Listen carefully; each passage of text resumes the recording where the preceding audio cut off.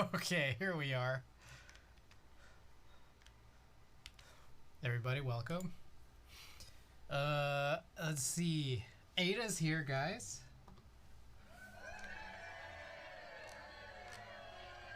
Let's also welcome Kevin, Anthixius, Peter Poppins. Guys, thank you for redeeming all the package openings. All Hex, also welcome. Thank you guys for being here. All right. Oh shit! Whoa. You're streaming. I'm streaming. No, I guess Andy's here too. No, I'm not.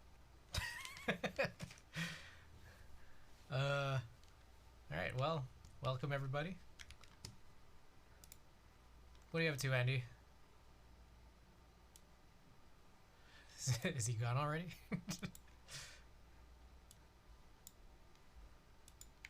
Okay.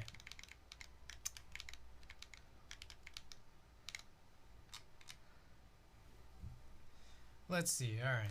So we got a few things going on today. I guess we got a bunch of mail to open. We got some switches to tune.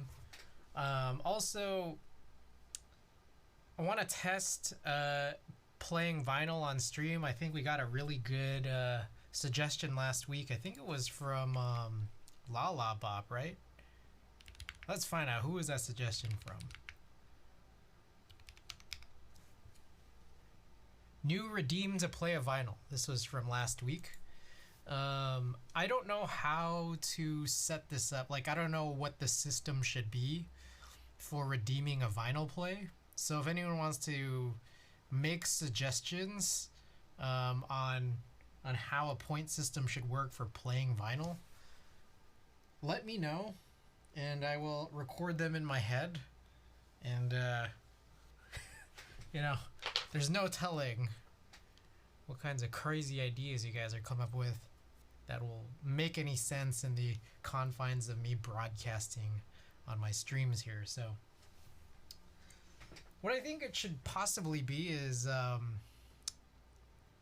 maybe like community goals. Is that's like a thing, right?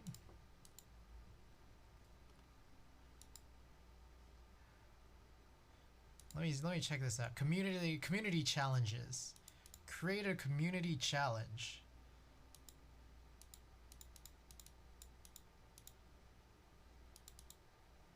Let's see. How does this work?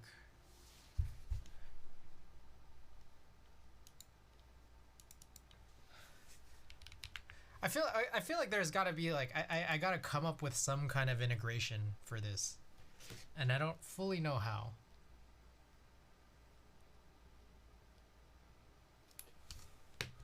Also, let me know how you guys are finding the music right now. What music is playing is not on vinyl, but I also recognize it's probably pretty quiet, right? Just a little bit. Okay. I guess let's just get to opening. Also, by the way, you guys might realize this is like a little bit messier than before. For anyone who's won a prize and I haven't shipped it out yet, those are all the boxes of prizes just right behind me. I'm working on packing them up. They're kind of packed, but I gotta finish taping things up. I gotta get the labels all set up. In the midst of this move, it's like I'm still trying to figure out where to plug in my label printer. So, yeah. Now he's gonna trigger the vinyl player, so it has to be manual error. Yes, it does, but it's like I gotta figure out a system where it makes like sense, like to actually figure out what to play and when to play it. Because otherwise, I'm gonna have to be coming up with all kinds of crazy ideas to like, I don't know. Well, this got way loud, huh? I've got to come up with like all kinds of crazy ideas to like determine what happens, because otherwise you guys will just be like requesting vinyls left and right. And I'd have to be like stopping my stream every time to go turn around, play something. But I just want to test it out and make sure that we can do this sort of in a VOD DMCA free manner. So let me know. Let me know what you guys. I mean, just right now, because it's like a test chat or a test stream in this way. Let me know what you guys think. Also, let me know what you guys would want me to play. 5,000 for request a vinyl. Ooh. The other funny thing though is that like let me think. Like you'd have to know what vinyl I own and have opened and also would want to open, because there's some that like I still have sealed. And then like there's also this fact of like it has to, or it should be some vinyl that like I hadn't just played because people might just request the same vinyl over and over, right? So in that respect, it's like I should probably keep my Discogs up to date. I feel like the last time I updated that was probably like 6 years ago. I think I have a Discogs. Let's see.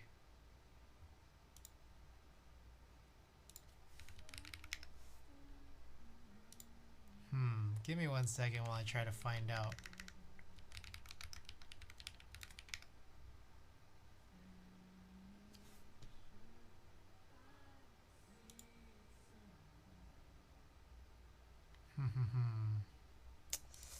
Let's see. Oh, collection. Okay, I found my Discogs, but this was again added over 6 years ago. July 20th, 2016. How is that over 6 years ago?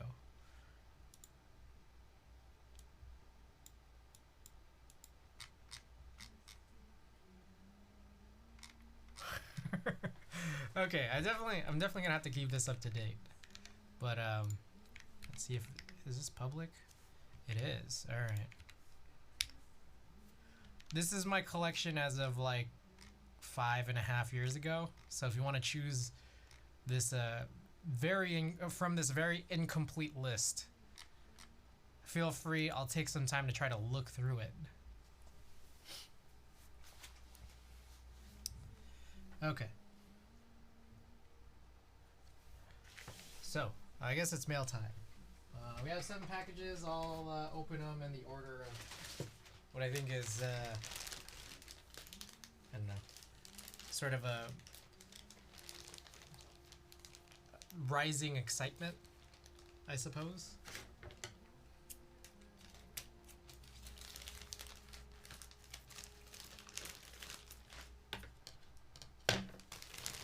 Alright, first package we got some COVID tests. USPS is offering the ability to order more free COVID tests if you were interested in getting them. So even if you had ordered them before, their stock was replenished, and you can get some more free ones today. So that's what we got here.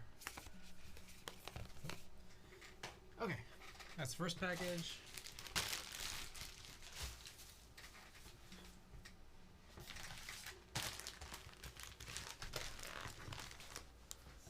Also shift this. By the way, guys, new desk mat out. This is the Kolk archetype Kolk desk mat, the colorful looking one.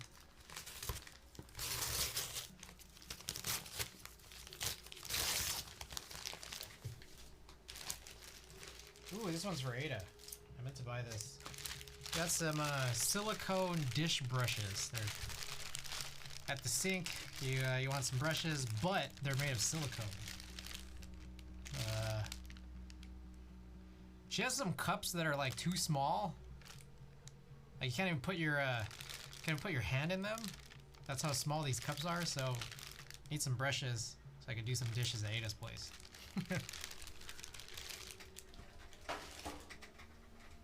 Alright, that's the second package. Alright. Octobusy mat. Alright. Third package, we got a 2-pack of 2-foot HDMI cables. I don't know about you guys, but like what has intrigued me more recently is the fact that there's some parts of my overall system where I don't need cables that are so long. And on top of that, I mean, I have been fixing up my system, you know, over the last couple weeks, and I'm constantly fixing them up. So I have these situations where I once needed these long ass cables when I was like, you know, out there, just to like route to, you know, all these crazy crevices and long distances. A lot of like everything here, or a lot of things here are really compacted down, so I don't need cables that are quite as long. So short cables are like, I don't know about you guys, but I find them like, they're interesting that they exist because they're useful and they're like kind of cute, you know. Anyways, that's the third package. Give me 1 second.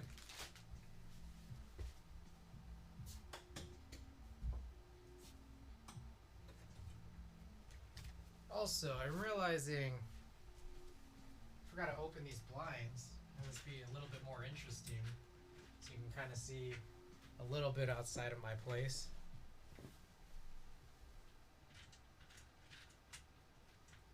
Is that better? Oh, that's pretty cool. All right. The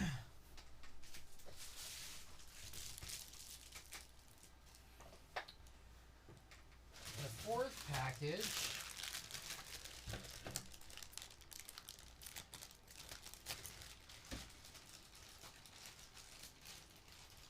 just be trucking through these packages pretty quickly, I think. I think we will.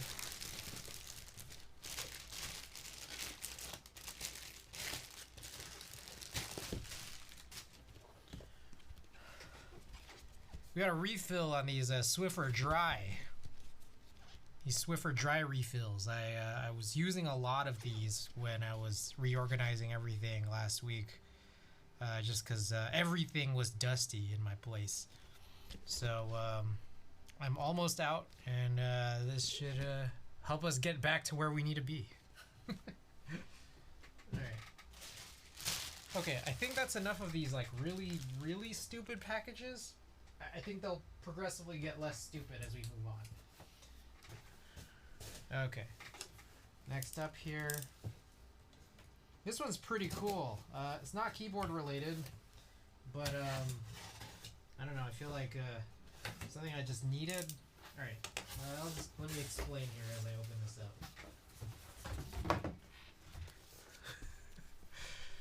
I got a portable tire inflator. It's an air compressor. Okay, so let me tell this story. I'm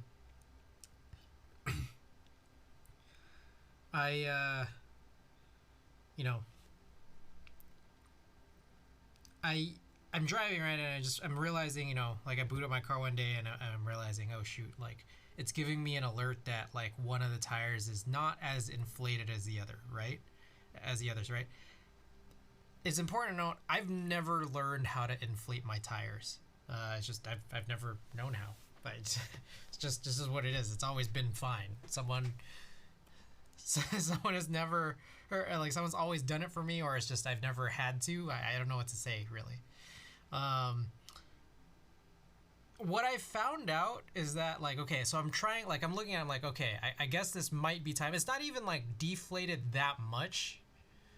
But it's like, I feel like it's just time for me to know, so that way like I don't have to like keep worrying about it. Because every time I start up my car, it gives me the alert saying, hey, inflate your tires to 38 psi. And I've never learned, but I feel like I gotta learn, right? And so I'm realizing there's all these like air stations. You know, you can go to a gas station, there are these like little air compressor stations at these gas stations. Halloween boards, welcome. Just telling my little story here.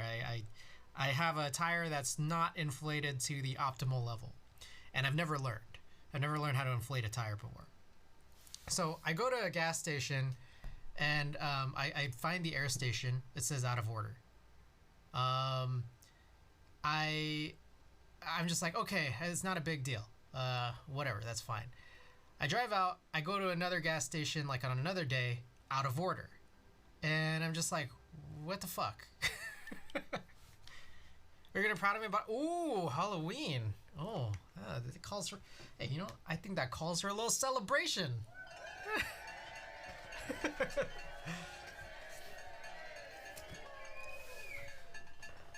All right, so first, congratulations, you're in the club. Welcome, welcome. I hope you're gonna love it.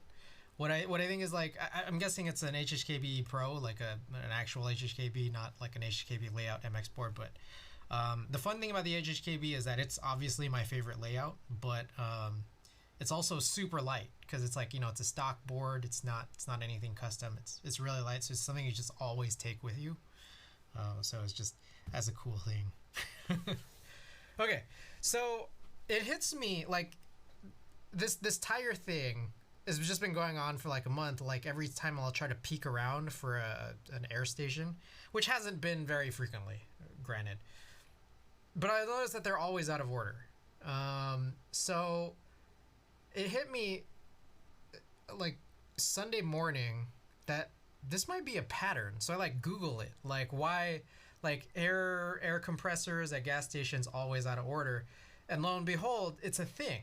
These things are always out of order. And what it turns out was I think someone explained it in like a Quora or something, or a Reddit post, I don't know what it was, but someone basically explained that like at some point there was some like legal initiative, I think, I'm not sure if it was like at a state level or something, to make these stations free. Because usually, like what I understood, I watched some YouTube videos and all that, is that you're supposed to like put in quarters into the machine, but there was some legal initiative to make these machines free.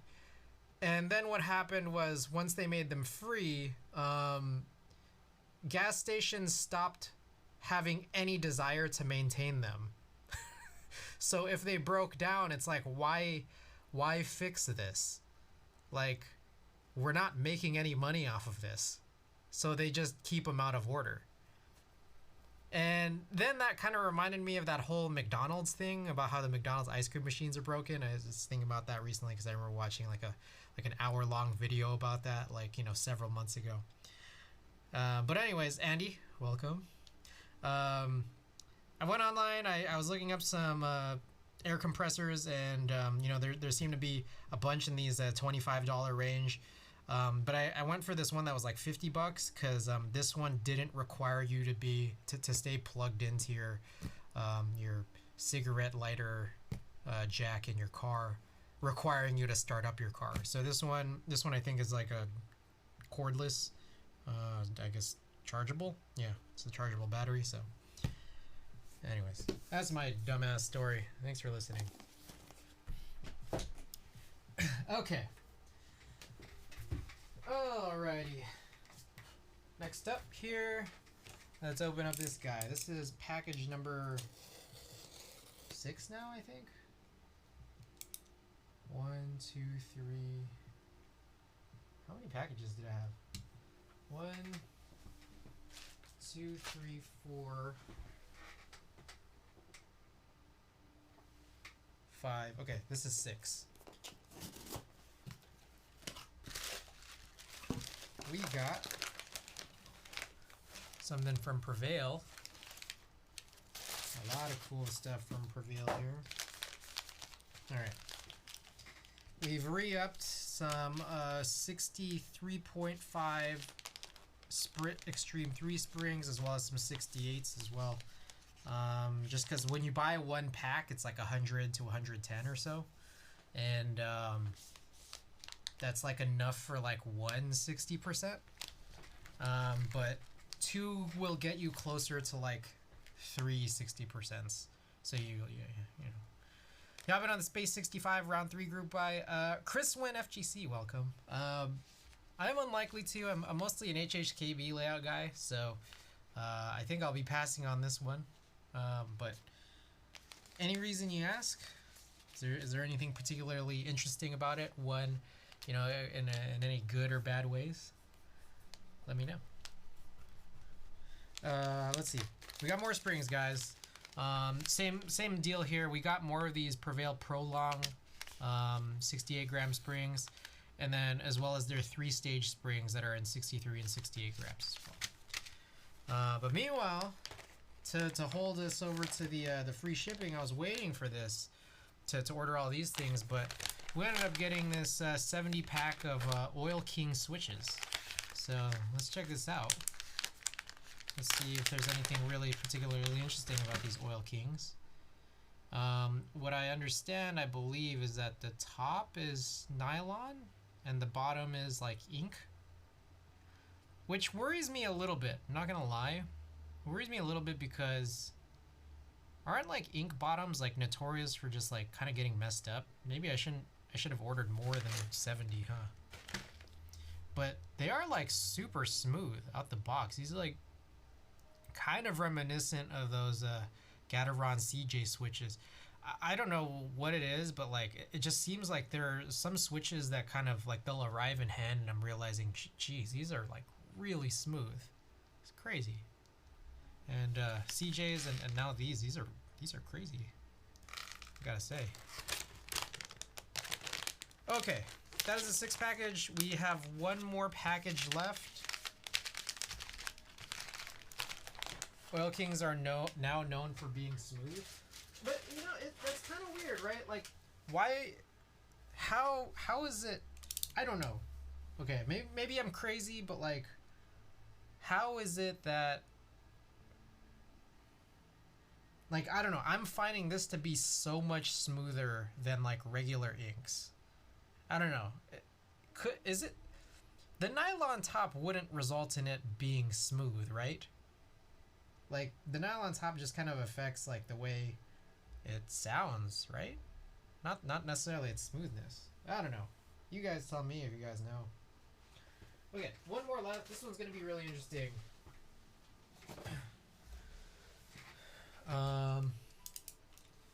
Been in touch with well, you guys will just see here. This one intrigues me. I just gotta figure out how to open it.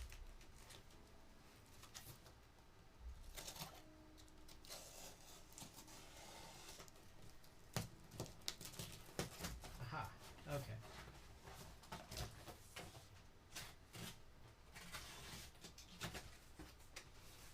Alright, we got a couple of high chews. Tooling is still probably good. There's a chance it'll never be as smooth again. It was the same with inks. I see. Okay, so...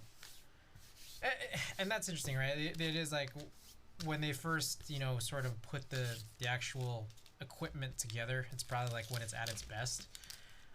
But again, it's weird because they just said it was ink bottoms. Like, so if it's ink bottoms, why are, you know, why are these smooth? Like, why do these feel smoother than the inks that already exist? Okay, check this out. I got something from Unreal, Buddy OG at Unreal Keyboards, not from his store. He just helped proxy some stuff because I'm part of that Urushi group buy. So let's check out what we have in store here. This right here. Ooh, Halloween, if you're still out there, look at this. It's an HHKB carry case from Bird. Bird does like a lot of like official, but like third party HHKB stuff. Let's check this out. Ooh, that is leather. Button clasps, but they're like also magnetic button clasps. It's not just a button, but it's a magnetic button. So it doesn't open quite all the way. Trying to figure out how this works. Ooh, oh, is that a giveaway prize?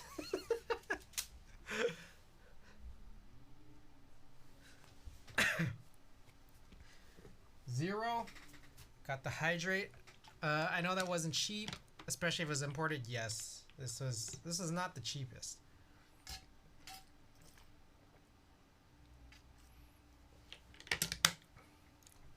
Got some edible gel beads.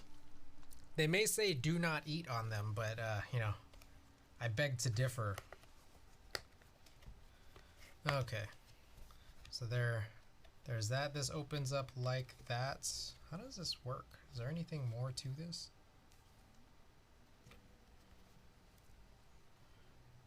It's like I need a user manual on how a case works.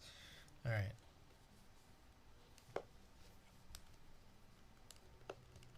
I'm guessing, I don't know if this is for the little battery thing. Okay, let's just try this. I have an HHKB BT right here. I don't know if this is gonna fit with that battery protrusion, but let's find out. Oh, okay. Will that close just like that? Okay, so that doesn't. Do you need to do something like that? I guess so. But I guess if you have something that doesn't have that battery bulge, then you would leave that like together, I suppose. So, pretty cool. It's how do I put this? This is by no means heavy duty, but it is like just a cool thing. Like if you're gonna throw this like just in your backpack or something, and you just want to keep it just covered. Well, I guess this is how you know this could use this, and it's just like a nice option. It's made of leather. It's nice. So we'll leave this back here then, I guess. All right, but there is still actually one more thing in this package, and this one is actually, I find, really interesting.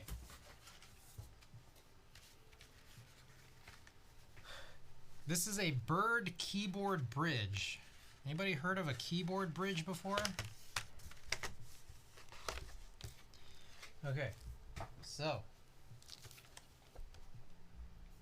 take a look at these instructions.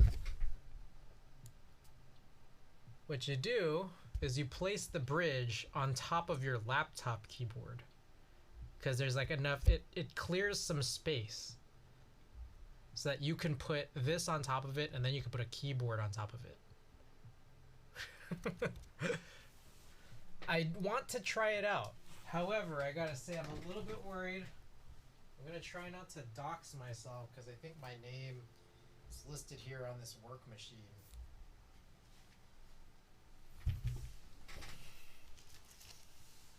Weirdly useful. Okay, I think that's good. I don't think I'm gonna dox myself in this way. I just have to not lift that lid any further.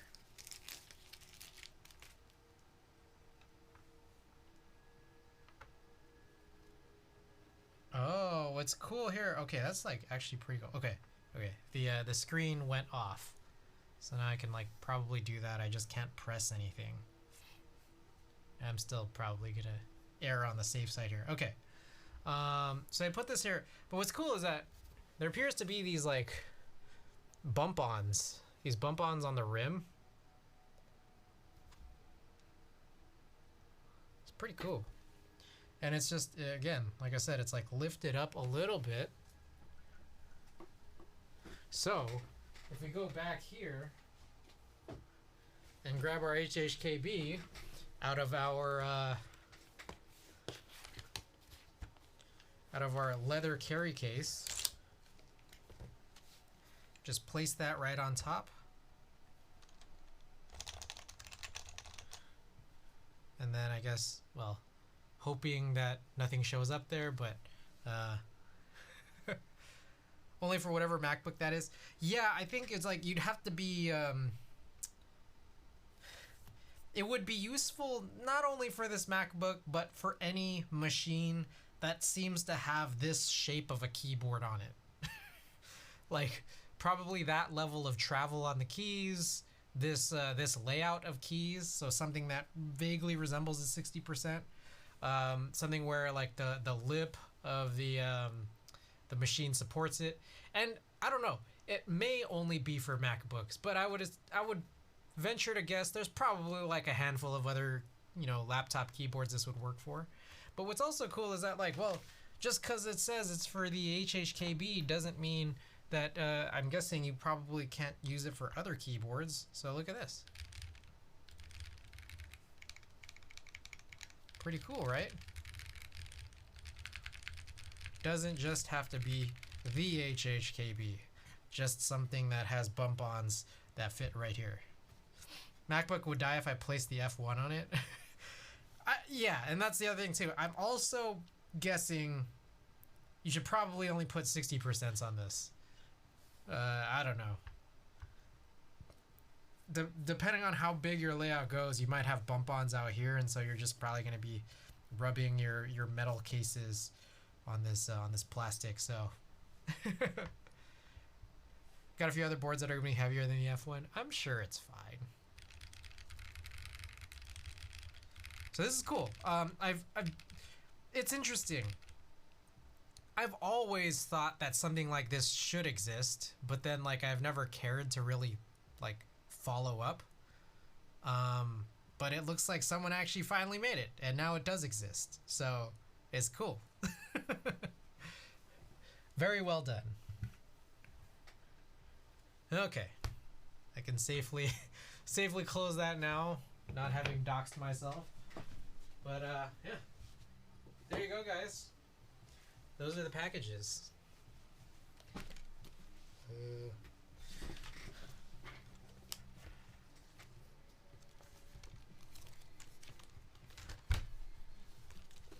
I was also on the verge of getting the updated version of this leather wrist rest, but then, I don't know, I didn't go for it. It was pretty... There were a couple false starts on getting it where it's just like they were pretty outlandish pricing. Most recently, I had a lead on one that was not crazy outlandish expensive, but still pretty damn expensive. But, you know, I got this one, so, you know, this one was used, but, you know, it's working for what it is. So we're good. I think about, you know, a reality, though, where I could potentially have more than one of these and what I would do with the second one. Presumably, it would be brand new.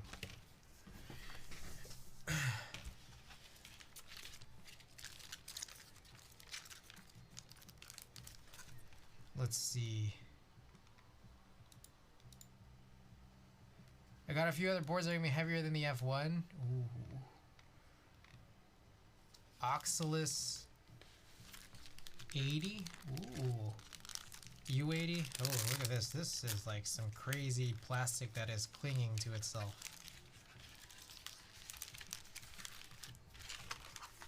Alright, so this is cool. How do I put this? I don't know that this has value to a good many people, but I feel like this is a pretty high value item to me. So I don't know. I feel like this is probably something I'll keep for a very long time.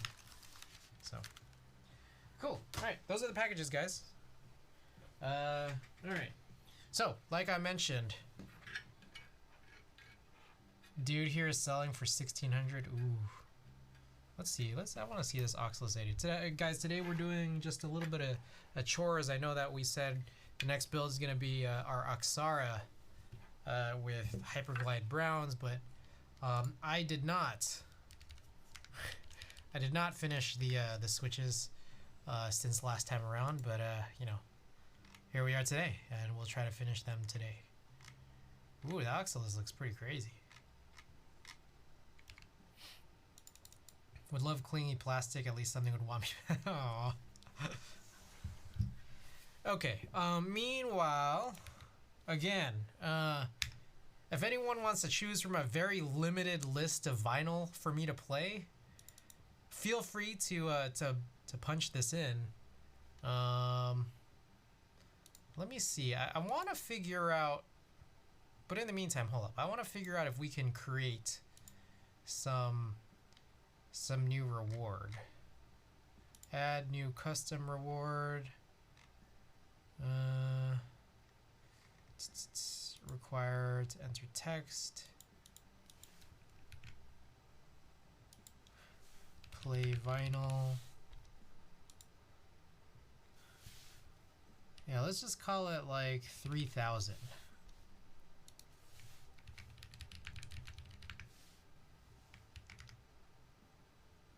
Does this work? What's gonna happen if I do this?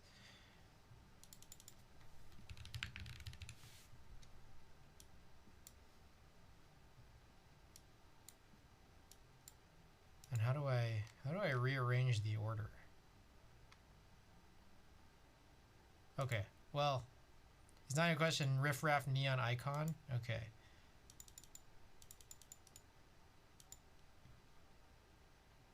What the This doesn't... Okay. I would spend the points, but someone keeps hitting their WPM goal. Okay, look at this. I just put this in, right? And the thing is, if you double click... How do I put this? If you double click to select, and then like you right click to hit go to, then it gets all messed up. I don't know how to make this like link. Is there markdown available? Let's find out.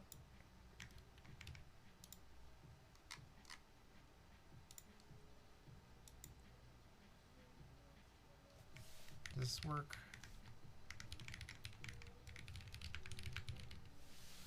No, I don't think this I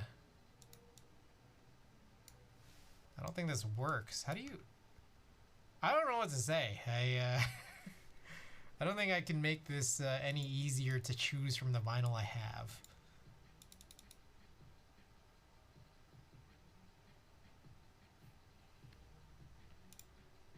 So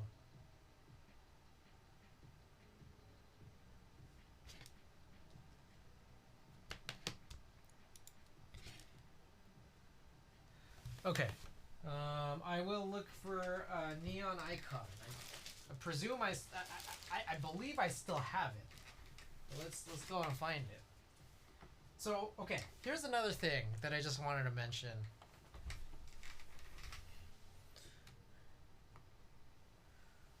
So this is a 4x2 calyx, like an official calyx. Is not one of those bootleg ones, but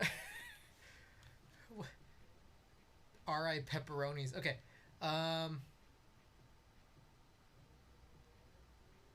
Why is neon icon like expensive now?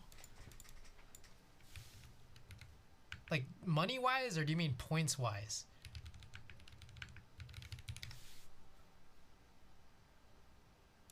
Oh, what the heck?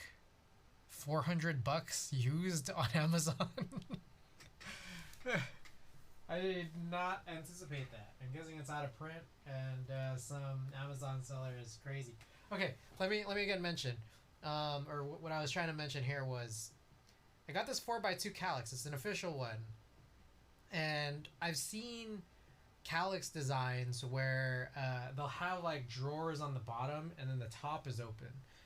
And I would love to do that, but the thing is that like, I'm imagining it's probably smarter to keep all of the heavy vinyl like anchoring the whole thing down rather on the second row, because most of these baskets are pretty light. What do you guys think? I don't know if you guys have any thoughts on this. Also, all of these baskets are like misaligned. Okay. Ugh, gotta find it. Where is it? Neon icon.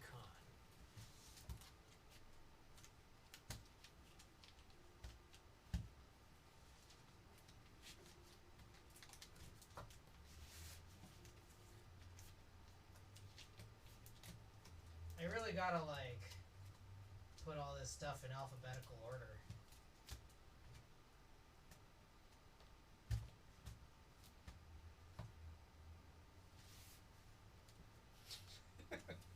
Oh, here we go. Okay. Those are our switches. This is neon. Whoa, it kind of matches the desk mat.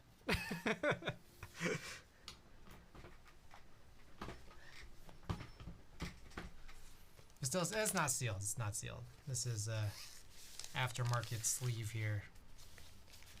Wow, what a match.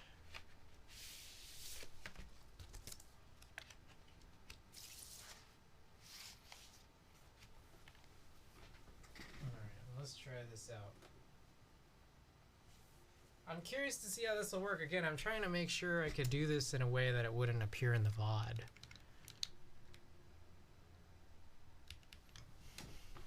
Chris, your vinyl shelves are more organized than my life right now, so you're good, no worry. Ooh. Oh, I don't know, man. There's a lot. I got a lot going on.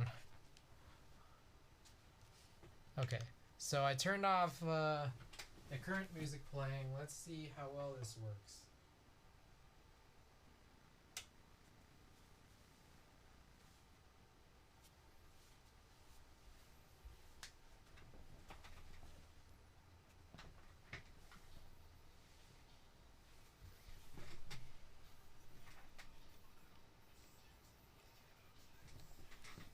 Is that loud?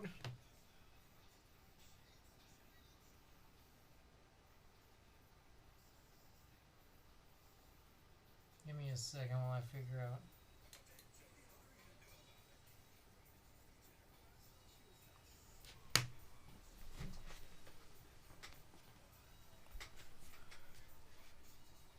Are you guys able to hear that okay? Let me know if it should be louder.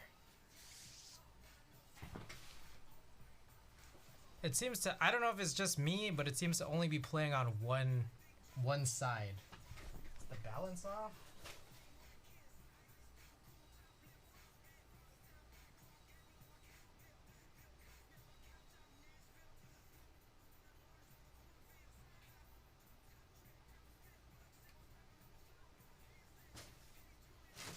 My right ear is jamming out. All right, hold up.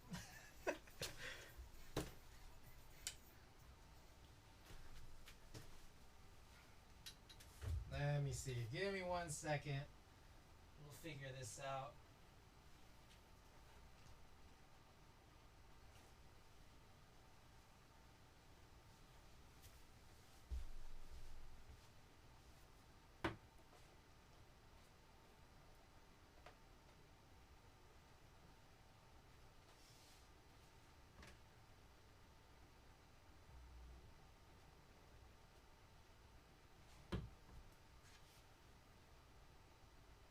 I don't know if I did anything different.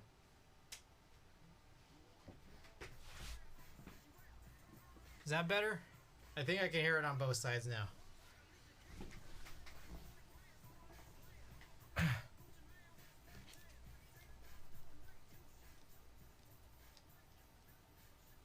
Is that okay?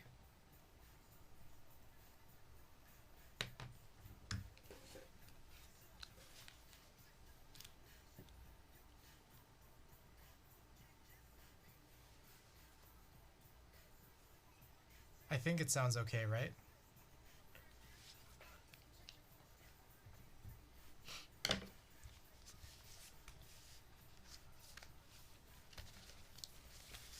So what's then pretty funny is I could then use this keyboard stand for both one keyboard as well as to display the vinyl being played.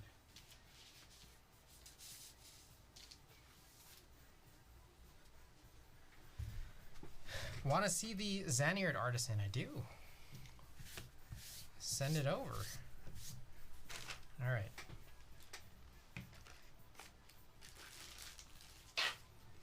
Let's get our station set up, yeah.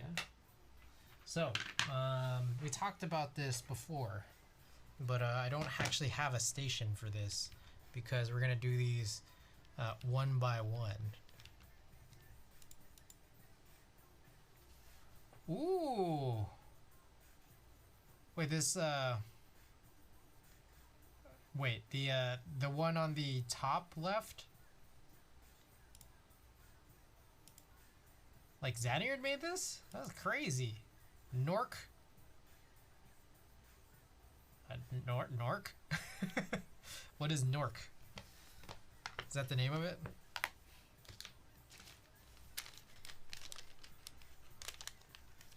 Oh, okay, that's cool. I like that, man.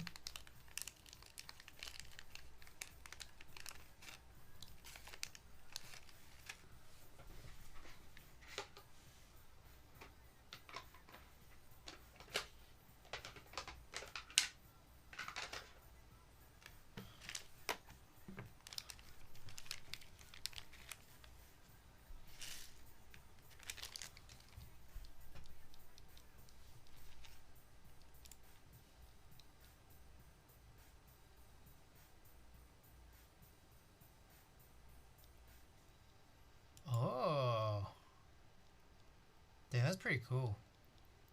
The form is closed. Things are showing me after it closed, dude. You did this on purpose.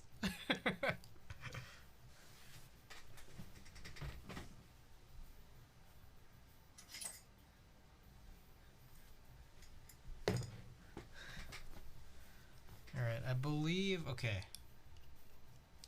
Let's see here. I thought it was obvious because I have it. Oh, that's true.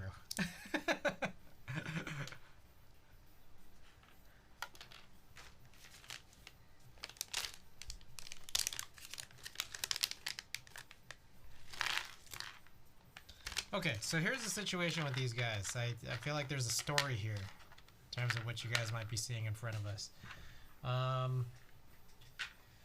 So first of all, we're trying to do these one by one because, as the instructions say, please keep the stem with its original housing when modding these switches. So instead of cracking them all open, putting them like in a station like the bottoms, doing all this, I'm doing these one by one, right? So first couple that I do, I'm just like, wait a second, I don't know what it was. I just felt like I did not like it.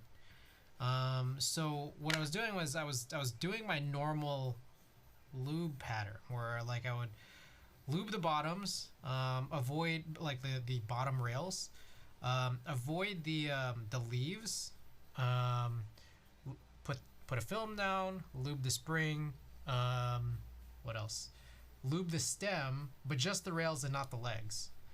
And I was putting a few of these together, right? And I just didn't like it. I don't know what to say. Like I was like feeling it in hand, and I was like, it's weird. It's not scratchy, but like I don't know. It felt weird. So then I stopped doing the bottom rails and I stopped lubing the stem at all. And so now I'm just filming them and putting springs. But then some of them still like I'll do this whole process where like I'm not doing any 205 grade 0 like brush lubing for like plastic on plastic. And some of them, like I think I hit one that I still didn't like it. So I'm not sure what it is, but I'm gonna guess that like the idea of like a worked in brown, if it really is like smoothing itself out, is it only just the feel? Is it just the feel or only the sound? The feel was weird, and it kind of got me to thinking like I could lube all of them just as normal, like with the stems and just the way that I normally do, right? But it's like, do I really want to do that? Like part of me would want to. Just so that I have it as a baseline of like I don't like it, but at least I know what it's like and I have it. But on the other hand, like I'm just like, well, why would I want that badly? So like I could just not do that. I used thin films on my broken Hyperglide browns.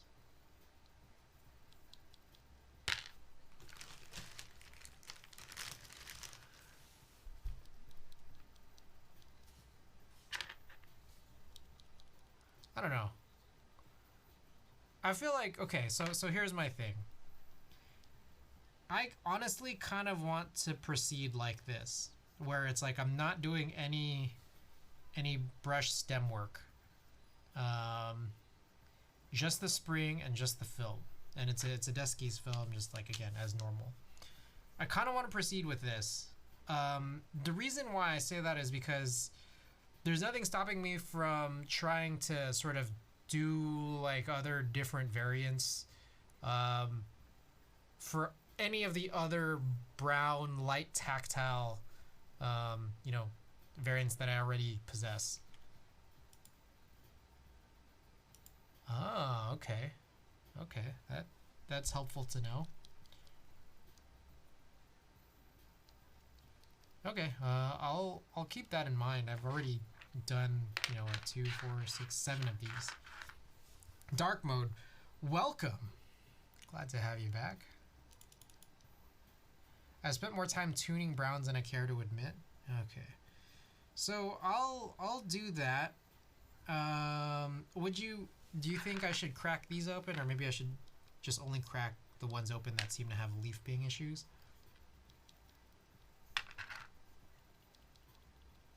These are all fine. So because I didn't lube the stems on these, like the truth is like they're kind of scratchy, but at the same time they're also like they're Hyperglides and they're worked in, right? So it's like, it's kind of fine. So I don't know. Let's just go on. Let's just proceed. You cool with that? Are you guys cool with proceeding?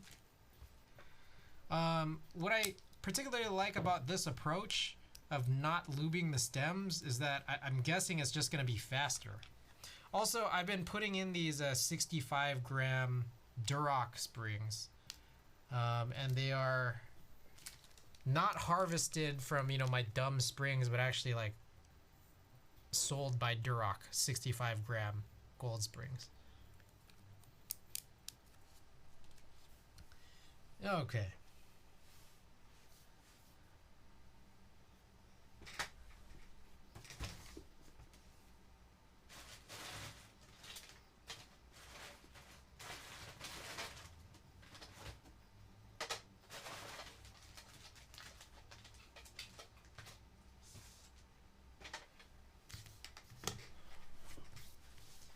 My Hyperglide blacks are stock except for the springs. Ooh. Giveaway. Actually, you know, I did find something. Okay, so you know how we worked on this Trio 60 last week?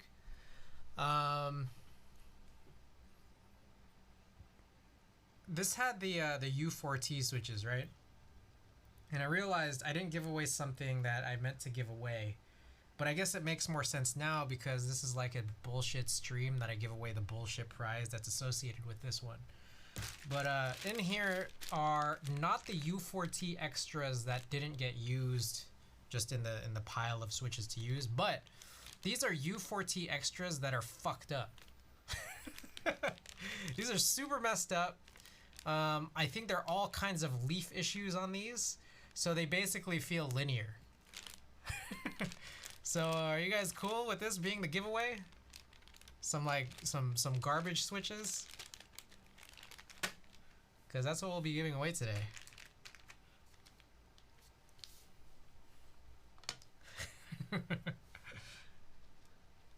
Love garbage switches. Who's Links? Welcome back. No money for Franken whatever. Alright. We'll do this probably pretty slowly. What are we? Oh, we're an hour in now. We're an hour into stream now. Oh, I guess it's time to flip, huh?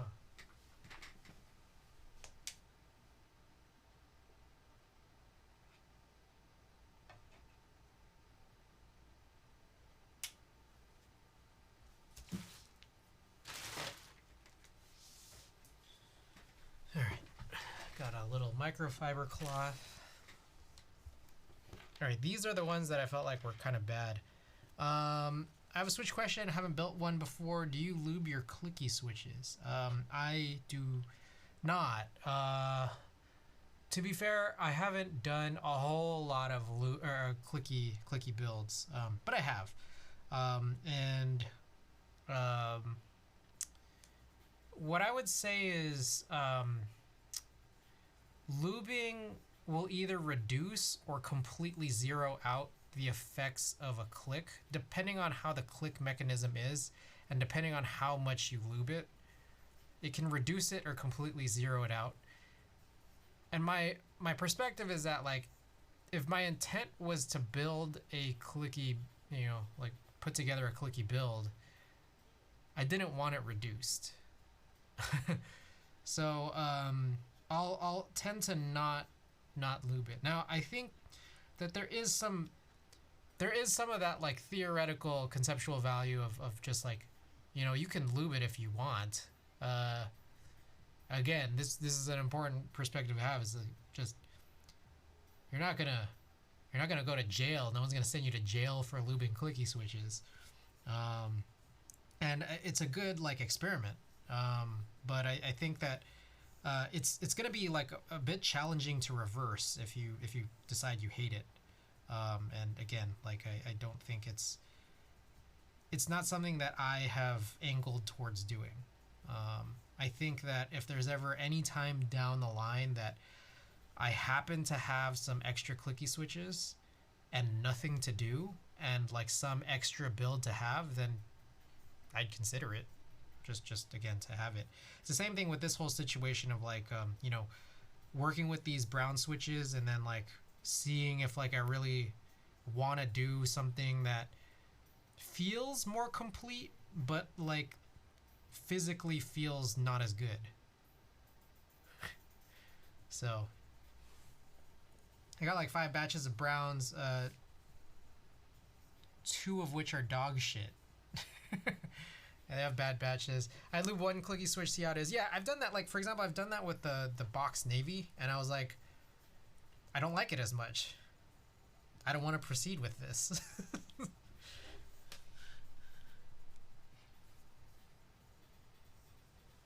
If I don't like it, well, hey, I got 109 switches, okay. Oopsies, I got one to clean. I mean, for me, I would just like throw out that last one to clean because you're never going to get like all of that lube off. And it's just like, okay, I got 109 switches, you know?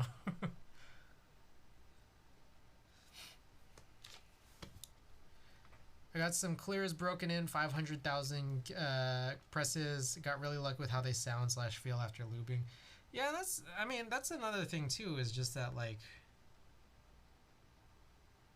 the batches and also just like, I don't know how to put this other than it's like, it's just like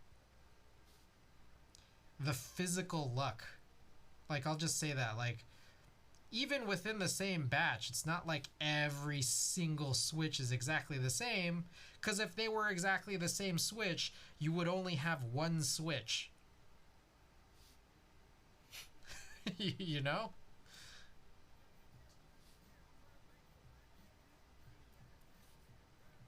They are not identically the same switch. Like, and so, I don't know, just in the process of putting stuff together, like, I don't know, something could go wrong. Maybe the way you press something in together, maybe something was wrong with any singular one part of the, you know, part that goes into the switches. Who knows, you know?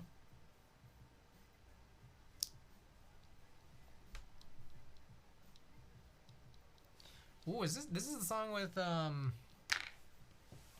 Childish Gambino, I think. Yeah, Lava Glaciers. I really like this song.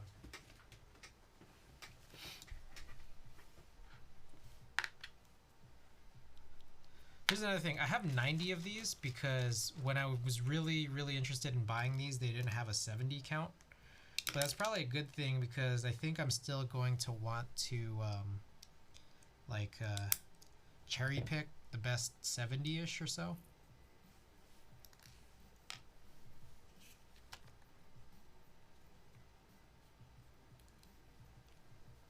Yeah, ergo clears are crazy. People would also yeah, because there weren't really readily available parts if like MX wise you only just had cherry. So like the big ones were just like, can you spring swap something from one to another switch? So like typically people thought like, you know, MX black switches were heavy, so they put like the cherry red or blue or brown springs inside of them just to lighten them up if getting a red was not simple, or if you just happen to have extra black switches and you know, blues or browns you didn't really want to use. And then like again, there were only really so many parts that were just kind of made available if people were trying to tinker around with. People would kind of go in the other direction, like they'd put a black spring in a cherry blue to make it simulate like a cherry green switch. I heard there was a market for old gamer boards to use as donors. Yeah, no, I had done that. I remember, I specifically remember I was on the peninsula. I think I must have been living in like Colma at the time. And I remember one specific day where I had planned to go down to visit family in Los Angeles, which was a pretty typical thing. So I'd drive down there once every couple months. And I remember before this trip, I had kind of tried to reach out to some dude saying, like I found a what is it? A Corsair K90 on Craigslist. So I emailed the guy saying like, hey, I'm gonna be driving down to the South Bay, in the South Bay direction. Can you meet me? So I was like, I was trying to get this thing off Craigslist as I was driving down to LA. And I did it, and I picked up this this K90 from this guy. It's like the full size cherry red board where it's like it didn't really have like a top case. And I'm gonna be honest, I remember the keyboard, but I don't remember actually like what the guy looked like or anything. I completely 100% escapes me what this guy looked like, but I kind of remember driving. I remember getting the board in my hand and then putting it in my car, and I remember thinking, good lord, this board is really dirty. But I can't for the life of me remember if I could match the dirty keyboard to the person. Tiptoeing in my Jordans, I done came down tiptoeing in my Jordans, just copped a Porsche tiptoeing in my foreign, you motherfuckers, boy, you sleeping on me, snoring, don't worry, cause I'm tiptoeing in my Jordans. I like that, the use of pauses there with the commas. So good.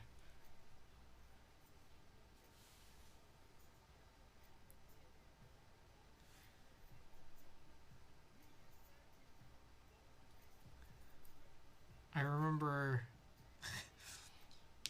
a long time ago I would play Smash after work with my coworkers, and then I had a coworker who he would like sing along to that when he would use like Ness or Lucas, and just like kind of like creep along because they would like tiptoe. Like if you do like if you really really lightly move the stick so that they're not like running. But Alhex, thank you for the bits. I appreciate it.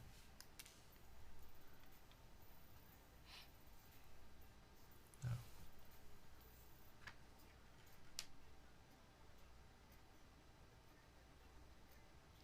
Hold on.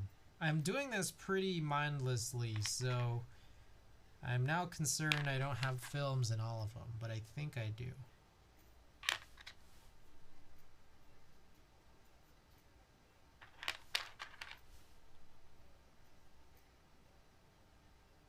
Yeah, I think we're good.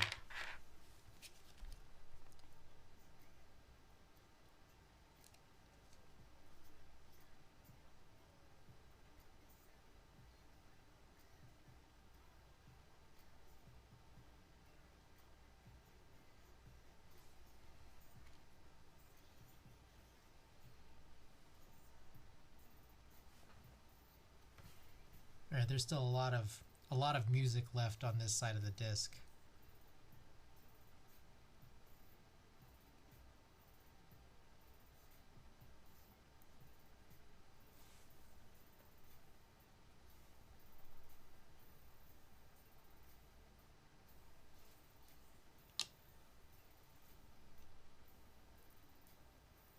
I gotta find out. Something I want to do is, so I can see when I look at my OBS, the fact that like my stream output is different from the VOD output. So it's significantly quieter. Oh my goodness. Oh shoot. It's significantly quieter, the thing that's going out to my Twitch VOD. The problem is it's not 100% silent because I'm playing the music on speakers so that I could hear it too and I could enjoy it too, but the mic is picking it up a little bit. I could gate the mic, but I feel like that's not so fun, is it?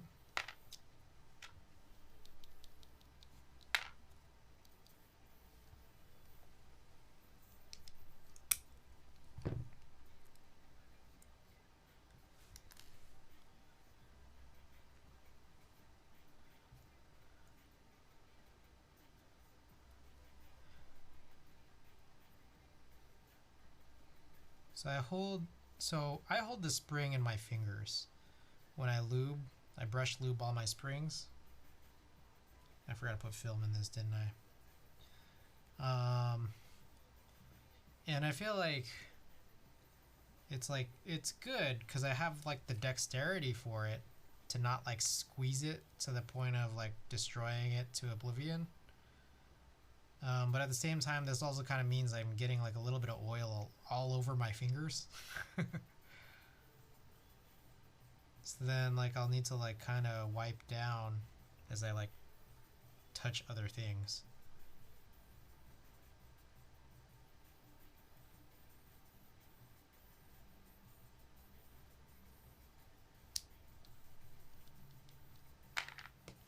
Like for example, that's why I brought this microfiber cloth out. I had to do that just to sort of look up something on Google, right? Ah, man, are you kidding me? What happened to my ticker? My ticker been broken again? Come on. It wasn't even... For some reason, I had it not displayed. Let me take a look, make sure it's on everything else. Oh, we're good. Okay.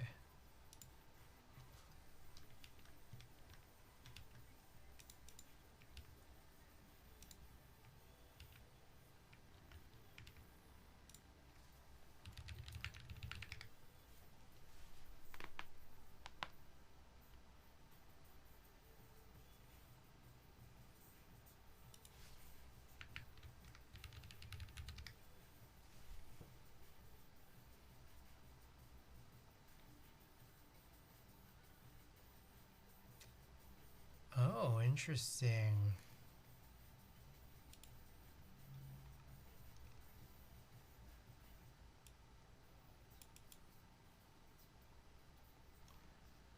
Okay, I was just like, oh, I got caught up reading something that had nothing to do with anything, but so I guess I'll just kind of explain the story. It looks like I gotta switch discs. I've seen Riff Raff now.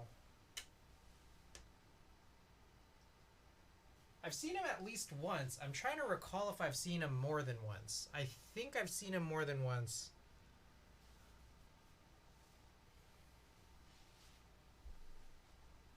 Live. One year he was doing Peach Panther, and I know I saw him for that, but I can't. I'm trying to recall if that's the same place that I saw him as the one I'm actually thinking of.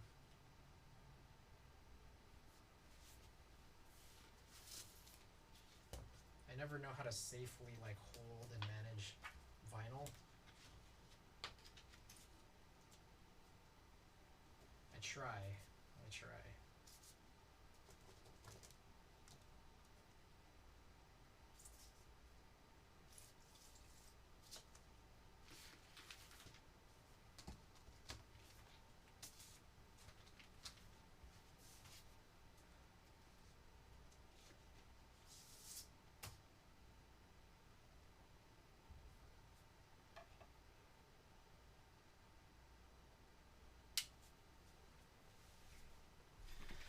Came here for bed, BRB lurk.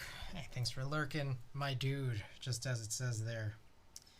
Okay, so here's my story. I've seen Riff Raff at least once. And the time I'm thinking of, I saw him was, you know, okay, here's another thing too, I gotta say. I used to keep track of every show I went to, and then I stopped at some point a couple years back, and I really shouldn't have done that. But I'll probably at some point try to retabulate, like pick up where I left off and try to fill in all the blanks. But I don't know how easy that's gonna be, because it's been like hundreds of nights of live events since the point that I stopped recording. Anyways, I saw Riff Raff once at this venue called Social Hall in San Francisco, and I gotta tell you guys, Social Hall in San Francisco was a really bad venue. Like, I don't know, Golden Voice used to, I guess, like hold events there, and I think they kind of just like let that whole arrangement collaboration expire, and I'm so glad they did, because it was just like not a good venue. It's just like dark and dingy, really like, I don't know, humid.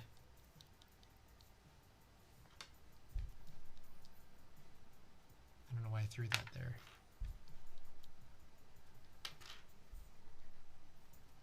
Yeah, that one's definitely bad.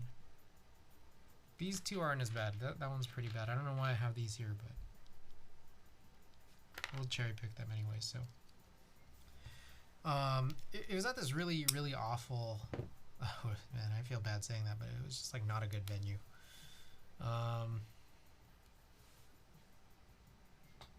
Let's take a look at the difference between these two springs.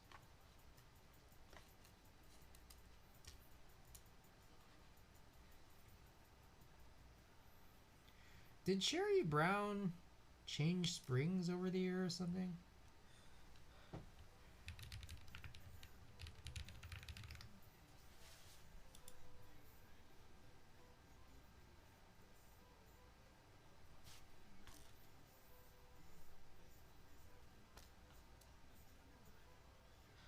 Whatever. Oh, okay. Remember calling? I've seen actually like quite a few shows at that venue, even despite the fact that I didn't like it. I've seen Made in Tokyo there.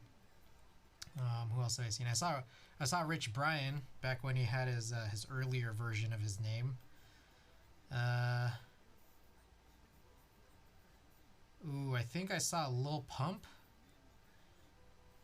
but he played like only just a small handful of songs. I saw Chief Keef. That one was interesting because Chief Keef was way bigger. Chief Keef was definitely way bigger than that venue. Like, he should have been at a bigger venue.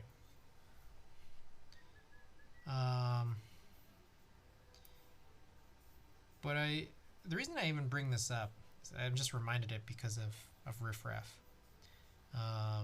I remember it was like February of 2016, and I went to go see Vince Staples at this different venue called The Independent.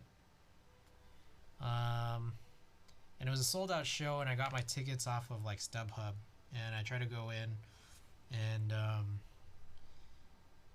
they wouldn't let me in because apparently the ticket was like not valid. Like, it wasn't fake, but it was that they picked up on the fact that it was a reseller. And it was like, again, it's called The Independent. It's an independent venue, and they try to like put a stop to that, to like resell tickets. After a while, they did let me in, and I just remember that was the first time I saw Vince Staples, and it was really good. I then also was trying to like look back at my emails for like, you know, all the times that I've ever seen Vince Staples. And it hit me, like I was reading, that apparently he had performed at Social Hall. So I stopped to Google this just now, just about like 5-10 minutes ago or whatever. And I just Googled Vince Staples Social Hall. And it turned out that his Social Hall performance was the night before that other independent performance. So he had back-to-back shows in San Francisco, but not in the same San Francisco venue, which is kind of interesting, I guess.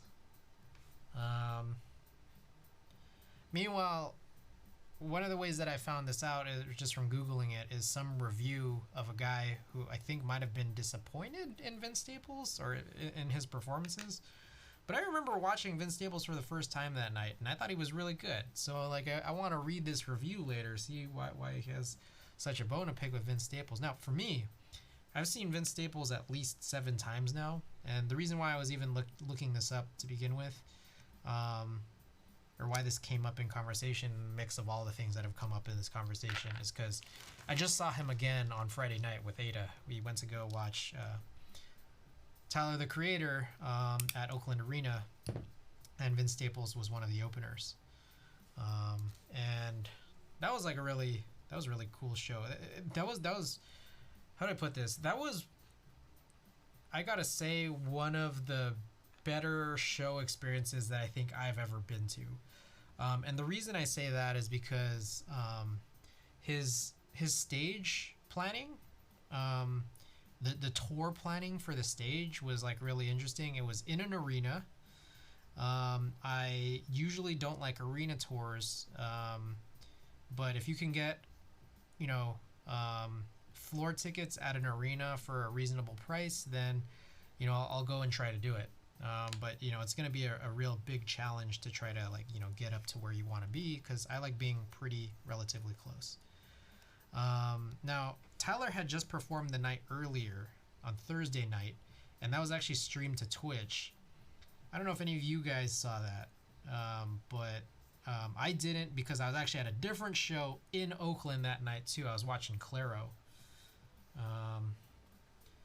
But anyways, some people who might have seen Tyler, that was in Los Angeles, or who watched the Twitch stream, probably they were doing their homework, because they probably knew how the stage was going to look the next day on Friday when we went. I didn't watch it. I didn't watch the VOD. I probably should have, but it was fine that I didn't, because when we walk in, ground floor, what was interesting was that usually what I've seen about these arena tours is that it's like a basketball arena, right? So it would kind of be shaped like this, like a long rectangle. And for these music events at these types of arenas, they usually kind of block off one side so that you can't be behind the basketball baseline watching the act in reverse, because this is probably where they do all their planning. So they usually have a stage set up right, just stop short. So it's probably a better diagram. They'll block off the whole seating section around here. If we're talking about this is the floor, all the seating here is blocked off. There's usually a stage right here, and then the ground, the floor tickets are all right here, and then all the seated stuff is right here, and you can kind of watch it. These guys probably over here have close but weird angle views or whatever. But anyways, I'm on the floor. Tyler's tour, and it's not that I haven't seen this before, but again, it was just really well done, and just I don't know what to say. It was good. It was a good experience. They had that stage as one might expect, but they also had a protruding stage out here, a protruding sort of path that led to a separate stage right here. So you couldn't cross the path here, because that was reserved for artists and crew. But then the secondary stage is right here. And then the entrance to the floor was right here. So what was cool was that you'd go in, from, sort of the outside of the arena into that hallway, and you go down, and then finally you'd arrive right here. And there was actually a stage right here that they kind of were keeping clear around this area.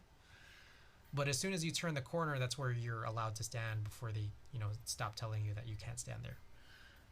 So we walk into the middle of Vince Staples' set, which that was kind of unfortunate, because I love Vince Staples. I wanted to see his whole set. Hopefully he didn't have a whole lot before we arrived, because we did see a few songs and it was great.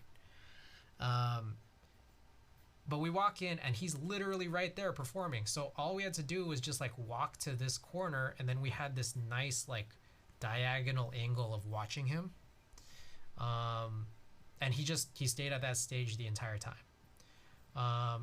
He finishes his set. Caliucci's comes on. Caliucci's set is only at the main stage.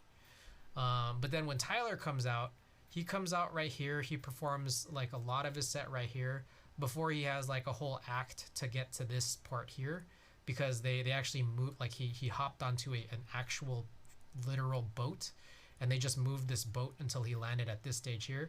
And he performed a third of his set here before he moved back towards the stage. Now, why I find this cool is because this gives everybody a chance to kind of be at the front. So, for example, when I go into Vince Staples, I was at the front. When I'm watching Tyler, I'm at the front. By being in the back, I'm at the front for a third of his set. So I don't know. It's just cool. I like that.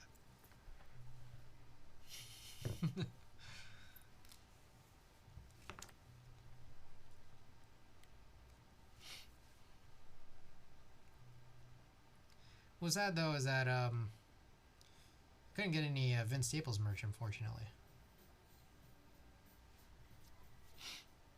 So that was my 7th time seeing Vince Staples, but out of those 7 times, I think he was an opener literally for 5 of them. Oh, was it 8? Maybe it was 8. Oh, what am I doing here? That's not what I want.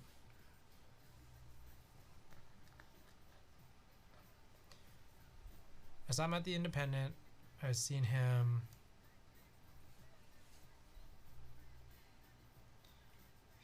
two other times for his own shows. So that's 3. I've seen him open for Tyler 4 times. And then I saw him open for Gorillas once. So that's 8. Wow, okay, that's 8 times I've seen Vince Staples. Meanwhile, Tyler I've seen, I think, 9 times now.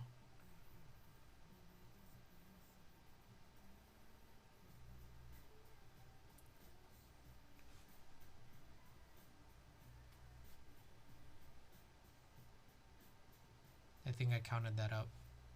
I was able to count that part up last time, or I think Friday evening, as I was kind of just like looking around, poking at all my emails, all my records.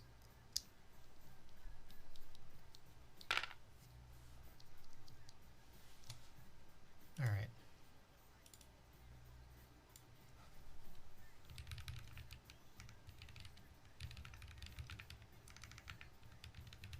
"20-second tea, what's going on?"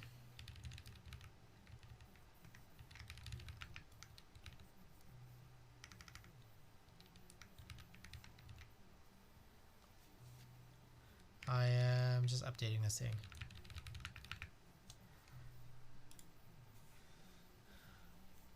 How's it going?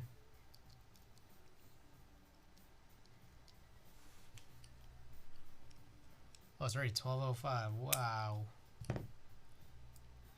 I'm going super slow. I was just telling a whole story of how I saw Tyler the Creator and Vince Staples on Friday night. And so we're going super slow. I have to do like 90 of these, and then we're gonna cherry pick the best 60, I guess. As for our Oxara build, we're gonna probably build that Oxara on Thursday, I believe. But we'll also kind of see.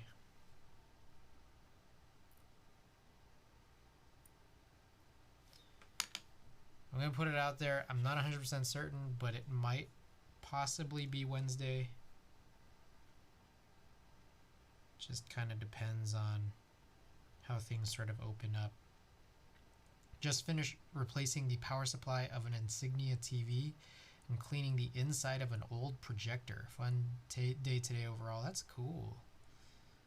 That's cool. Oh my goodness. Tim Keyless with the big O raid. That party of 37. Lick your keyboard. Oh no. Oh no. You know, I've never once licked a keyboard. I don't know what to say. I don't feel like it's necessarily super safe. I don't think so. Please lick now. Oh man. Oh man, okay. You can fix that still. Alright, give me 1 second because I gotta flip this. Guys, by the way, I figured out how to route my turntable into my whole mix. So we've just listened to 3 sides of Neon Icon by Riff Raff. If y'all know Riff Raff and y'all know Neon Icon, I gotta say, this Neon Icon album cover really matches this archetype desk mat. Alright, so we're on the last side here. I'm about to flip this over. On top of that, while we're playing this vinyl,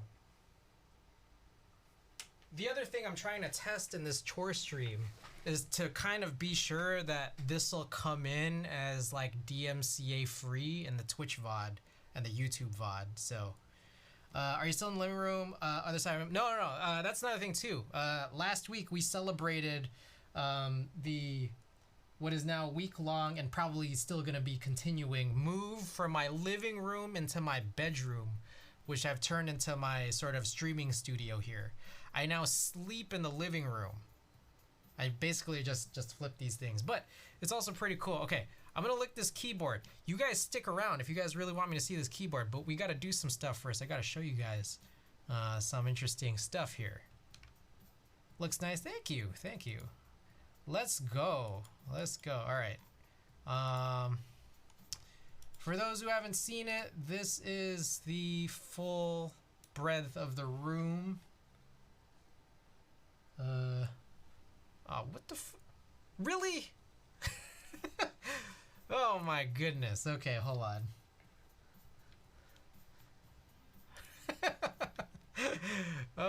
Hold on. We gotta fix that. Oh, what the? What? That's not it.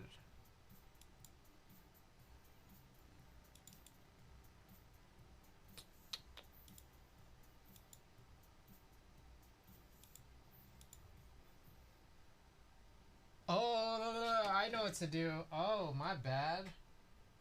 This would be... What am I doing here? Is this it?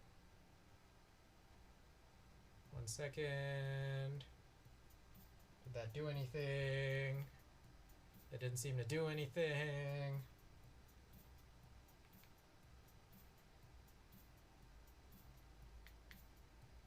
Am I crazy? I feel like I'm going crazy right now.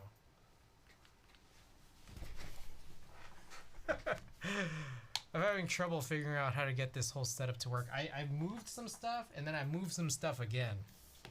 Okay, let's see this. Oh, let me catch up on all these. This guy, sleep in the living room, develop film in the kitchen, stream in the bedroom. Yes. No rules. He paid for all that he's gonna use. Yes. All the kitchen cabinets, some pretty expensive kitchen cabinets. I cook in the bathroom, shower. Okay, whoa. We're gonna figure this out, guys. We're gonna figure that out. By the way, guys, shouts out Tim Keyless, the big old raid, that party at 37. Appreciate you. Let us know what you were working on. Again, very cool and thank you. However, I gotta figure this out. This thing is bothering me here. HDMI switch. Properties. Oh, I know what I did. Oh, okay. Here we go. Here we go, guys. So. What the fuck? Are you for real? Okay. No, it's this. There we go. There we go. Built an Xmas cyberboard. We threw some 21 KB caps on there. It might steal the board. Oh, making a little come up there, huh? A little come up. Okay. So, those are some nice Juby-esque artisans. What? I got some artisans?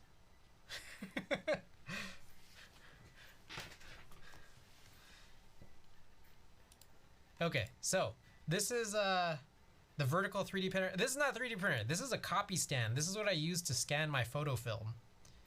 That Kallax looking nice. Yeah, so here's the situation about the Kallax.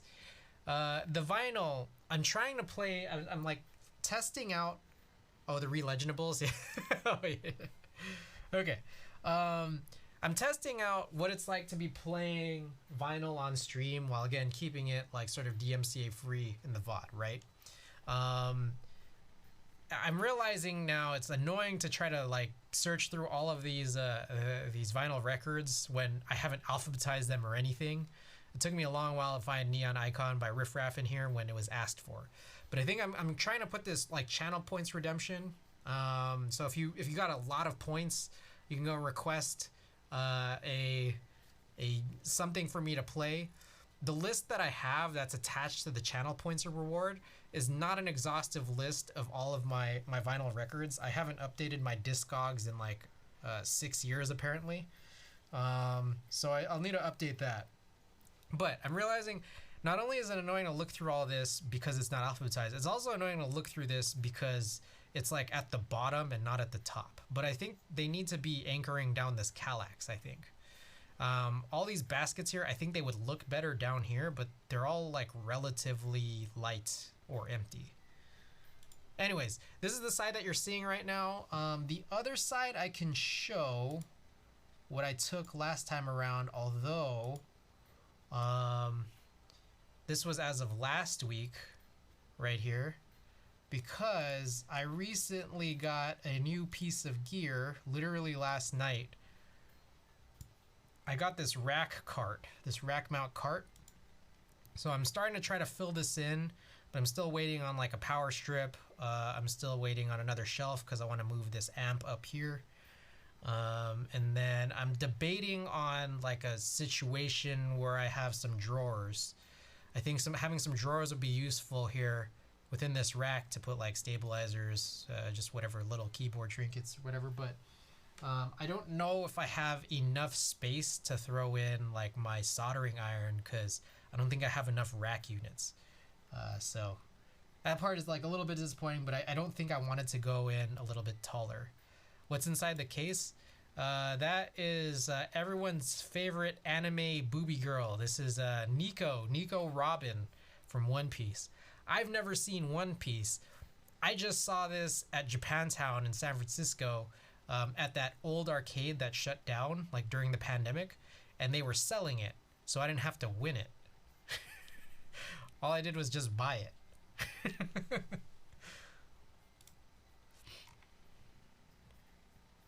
Anyways, this right here is my streaming PC. Also, I do have this crazy rat's nest. I don't know how to resolve any of this. It's just so crazy between all of my, the camera setup, the 2 displays, my Mac Mini, 3 machines, everything about my vocal audio. Everything about just my listening audio. It's crazy. Pick them out one by one, label them. Oh, it's just like on top of just clearing it out, I need to I need to get the right length cables because I have so many cables that are just too long. Fly me out, I'll do it for free. Oh man. Okay. All right, guys. If you guys are still there, I guess it's time. I've never done this before, but since you asked, I know that some of you guys might have dropped off by this point. Some of you guys might still be here. So here you go, guys.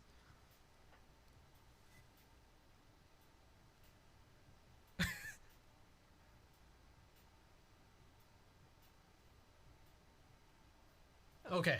Oh, that was weird. There you go. Is that what you guys needed? I think that's what you guys needed. He's like having a pizza.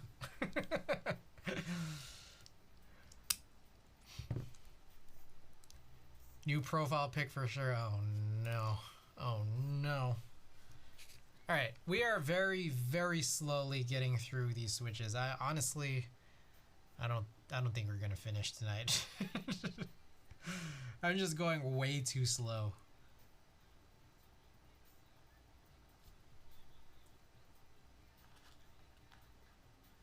All is right again.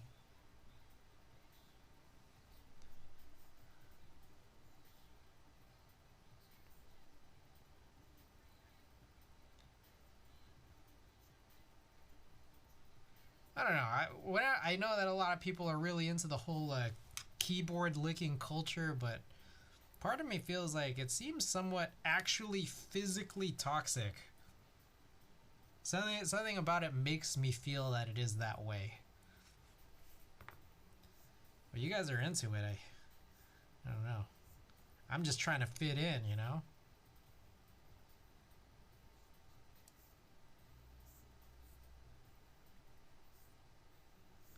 Agreed, Tim is just weird.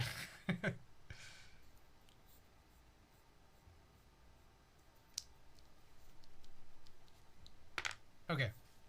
We're tuning these. These are the Hyperglide browns that are worked in by the fellas at R&D KBD. So pre-worked in. I am only lubing the springs and filming them. I'm not lubing the stems because I feel like I did that for about 2 or 3 of them, and I was like, I just don't like this.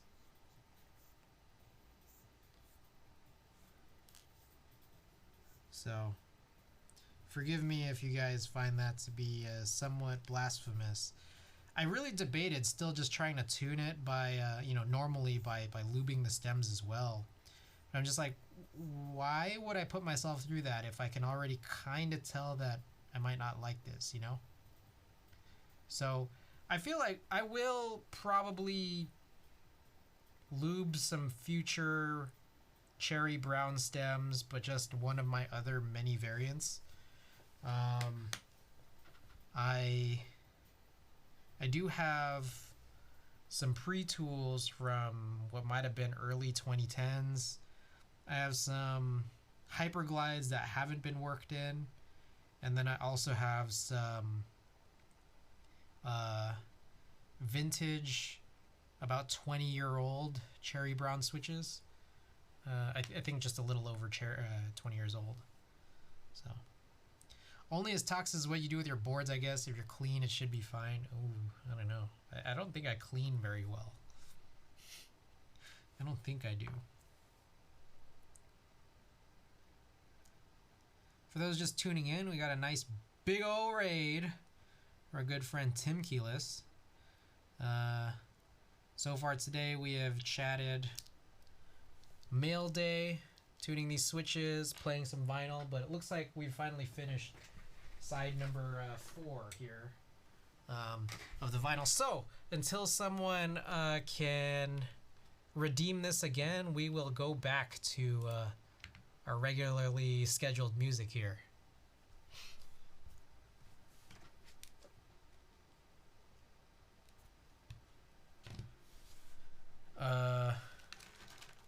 What else? We chatted a long while about a couple concerts I went to last week.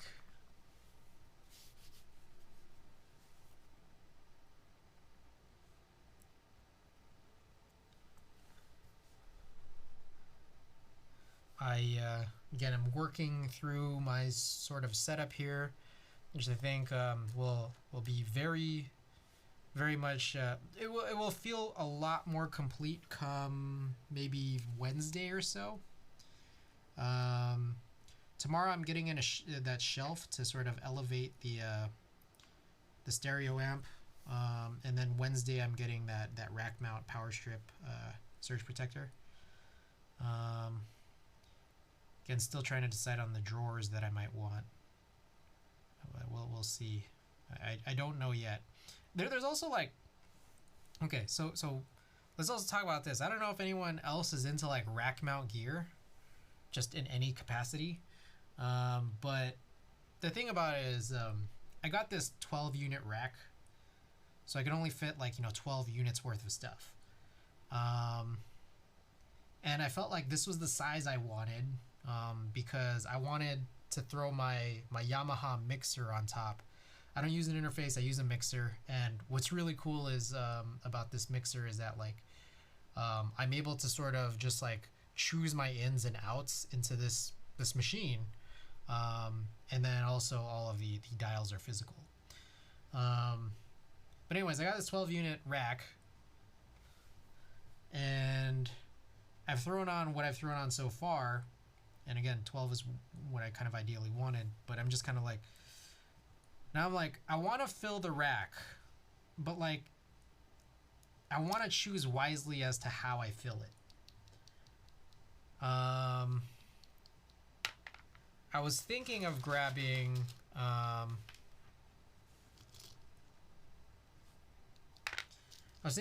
like to fill out the rest of it some drawer shelves or some drawers, but then I'm just like, how many drawers should I get? Because what I'm sort of understanding is that the stereo amp itself needs some like headspace to breathe. If I'm trying to elevate it to the top, then I might need to like have some breathing room up there, which I don't know what to say. I kind of hate that. Like I want it to fit like super snug, super nice, but they're telling me this manual and all these people online are saying you gotta give it some room to breathe. So I gotta give it some room there. Meanwhile, say I fill it out with drawers, right? These damn rack mount drawers are really expensive. I don't know if you've looked up rack mount drawers, but like they kind of range anywhere from like 50 to 220, 250 bucks. 50 to 250 bucks for like a 2-unit drawer, right?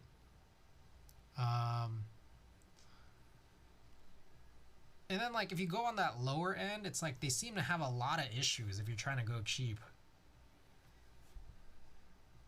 So then like say I get the drawers, right? Like say I bite the bullet, I add some super expensive drawers to my rack, right?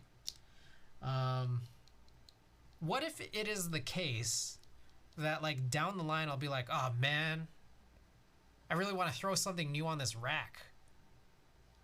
It's like that's why I'm thinking like I gotta choose wisely, right? I can't just like rush into like getting a rack mount drawer. For a hot second, I started looking up last night, just again a quick second. I started looking up you know, NASs, like network attached storage systems that would be rack mount. And like I was looking at that for like again just really quickly before I realized shit. I'm worried that this is gonna be loud.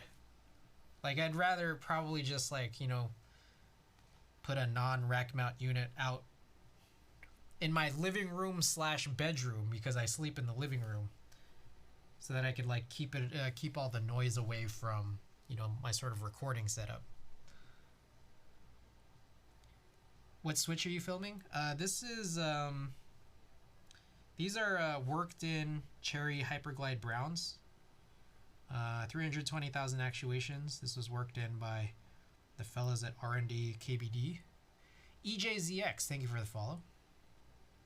I'm avoiding the stems because I did a couple of them early on and I was like, I don't really like this. So I'm just doing, I'm only doing springs and films. And I'm doing them one at a time because it is apparently a lot of people's recommendation that you keep the sort of everything about the switch together as they were. I don't think it's a rule, you know. I don't think anything is a rule if you can do it. But I'm still just trying this out because why not? But welcome to stream, EJZX, and thank you for the follow again.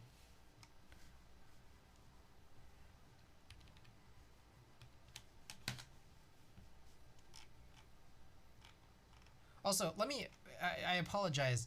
I didn't welcome every single person who is here. Fishy Burritos, Insty, by the way, Patness, Avo, Rumi, everybody from the raid who had entered in and sent some raid message left. Oh my goodness. Hammer Brother with the big ol' raid, the party of 17. Yet again, another raid. Welcome everybody. Hammer Brother, what's going on? Sinvec, welcome. I like how my raid sounds are all late. Okay, let's see. For home, any 1 or 2 use stuff like NAS or servers have tiny 40mm fans that are stupid loud. Better just buy a case with a large 120 fan in the back. Ah, I see. Peace of love letter, by the way, welcome. Sinvec Scooter Reform, A Loud Brother, Hammer Brother. What's going on? It's GeoGuessr. I actually peeked at your stream a little bit, and I saw you guys playing GeoGuessr. How's that? Hope you've been good. We just been chatting tonight, you know. You know, already know how it is. Chatting about a lot of fun stuff. Hey, you know, Hammer Brother, by the way, I feel as though last week, I remember very vividly, you were really interested in wanting to talk about my audio setup.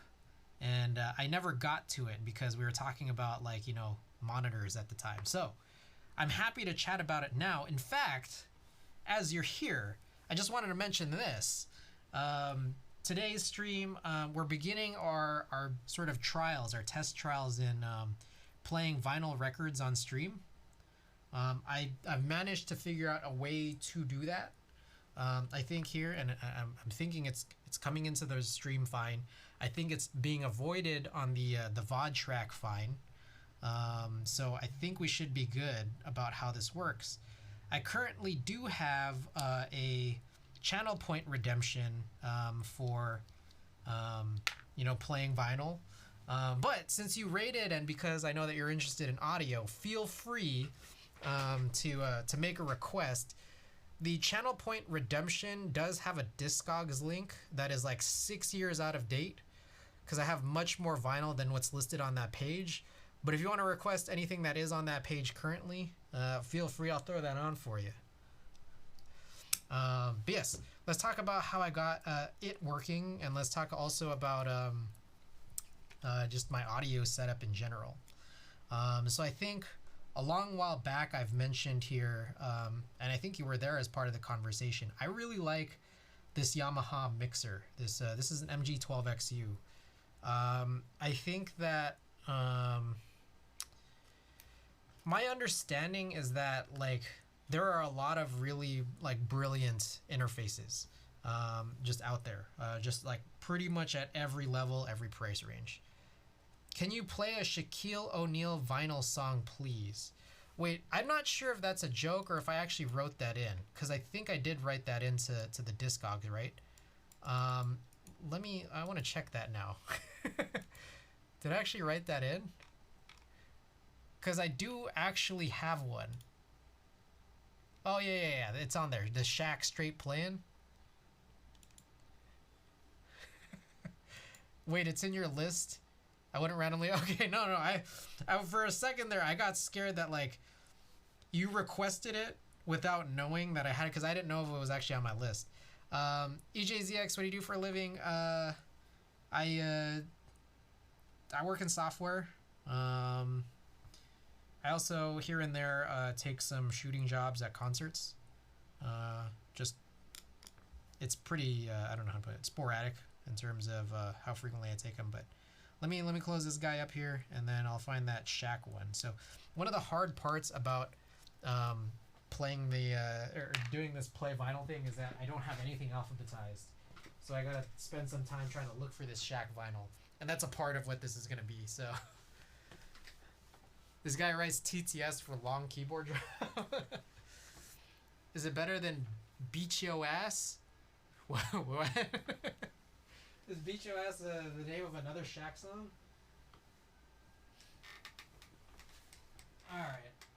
Give me one moment while I look for it. Ugh. Okay, I also have like multiple rugs, and they're not all touching. So I can't like just roll my chair over. But the rugs are here for a purpose. I've been trying to like treat this room as best as I could acoustically. So, you know, I have to like roll over every time.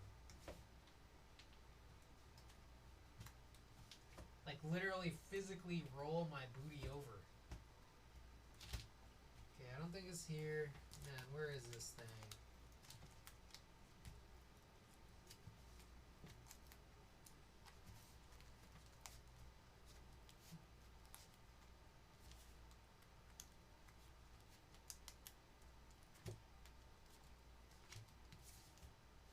Good lord, yeah, I definitely feel like I got to organize this better.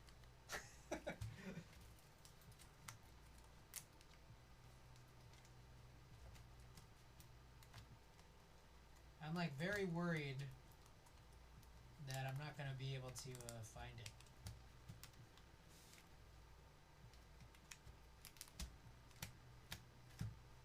On this pass. I'll have to do another pass on this crate over here.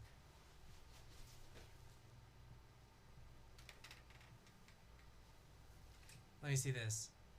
What's the #1 single from the Shaq vinyl? That's a legit song that an MMM fighter made. It was meme-tastic. Was it T-Wood? Oh. I don't remember. I think it was probably the one that was called Straight Playing. Oh, I found it. Okay, here we go.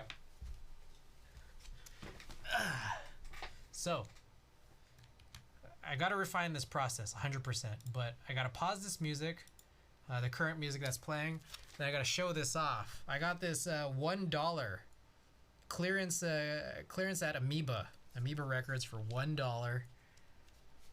Looks like here we got. Look at this. That's pretty interesting. Shaq featuring Jay-Z and Lord Tariq.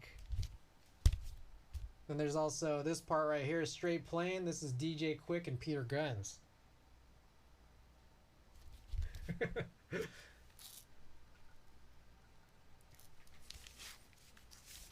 I love how you bought this for $1. It's crazy, right? Okay. So we were just listening. Okay, for anyone who just tuned in, we were listening to Neon Icon by Riff Raff, which amazingly matched the theme of the desk mat being used here from Archetype. But let's clear this out here.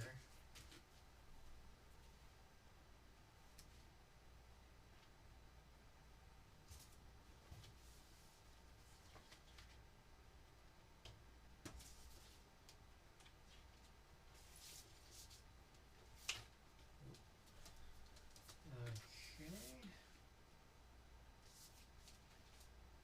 1 second, everybody.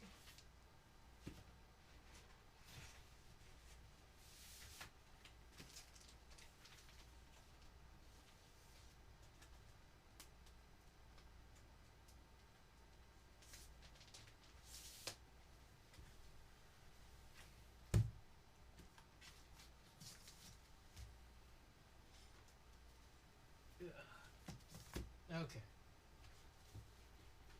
Now we're ready. I guess we'll play Straight Plan. Straight Plan looks like the Superman Extended Mix, and the Superman Extended Mix instrumental is on this side. The other side has the No Love Lost with Jay-Z. It had the LP version, the King Tech remix, and then the acapella. Alright. Let's go with the Straight Plan side first. I don't know if I've ever played this. I'm not gonna lie. Is your mic incredibly sensitive? I can hear you so clearly across the room. I think so. This is the MKH50. It's probably the pickup pattern, honestly. 3,000 points for vinyl, because then you'll start saving up. As a person that has my CD collection within grabbing distance, I 100% appreciate you doing vinyl. This is great. This is crazy.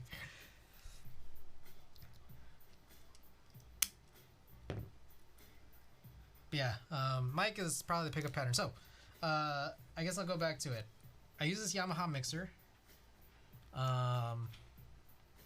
This is Shaq. This is Shaq, yeah.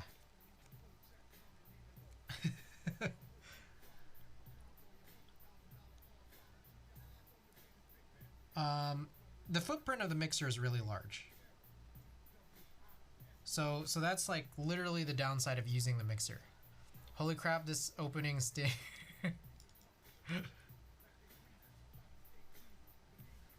This is definitely something. Most definitely. So the footprint of a mixer is really large, and also what you're getting out of a mixer is really different, because all of the dials, all of the options. This might be the only time you play this album.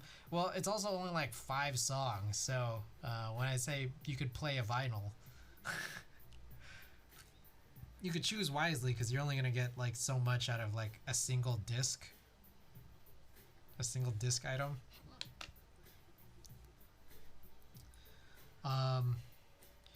All the dials are physically on this mixer, right? So how I think that it differs from an interface is that like I'm not doing that via software.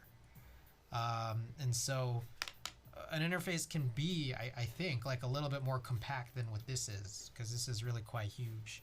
If y'all want to see, I was working on this rack, or I've been working on this rack right here. So this is the mixer. So take a look. Let's just quickly show this off. This is the mixer. Oh my god. Yeah, it's still a work in progress, by the way.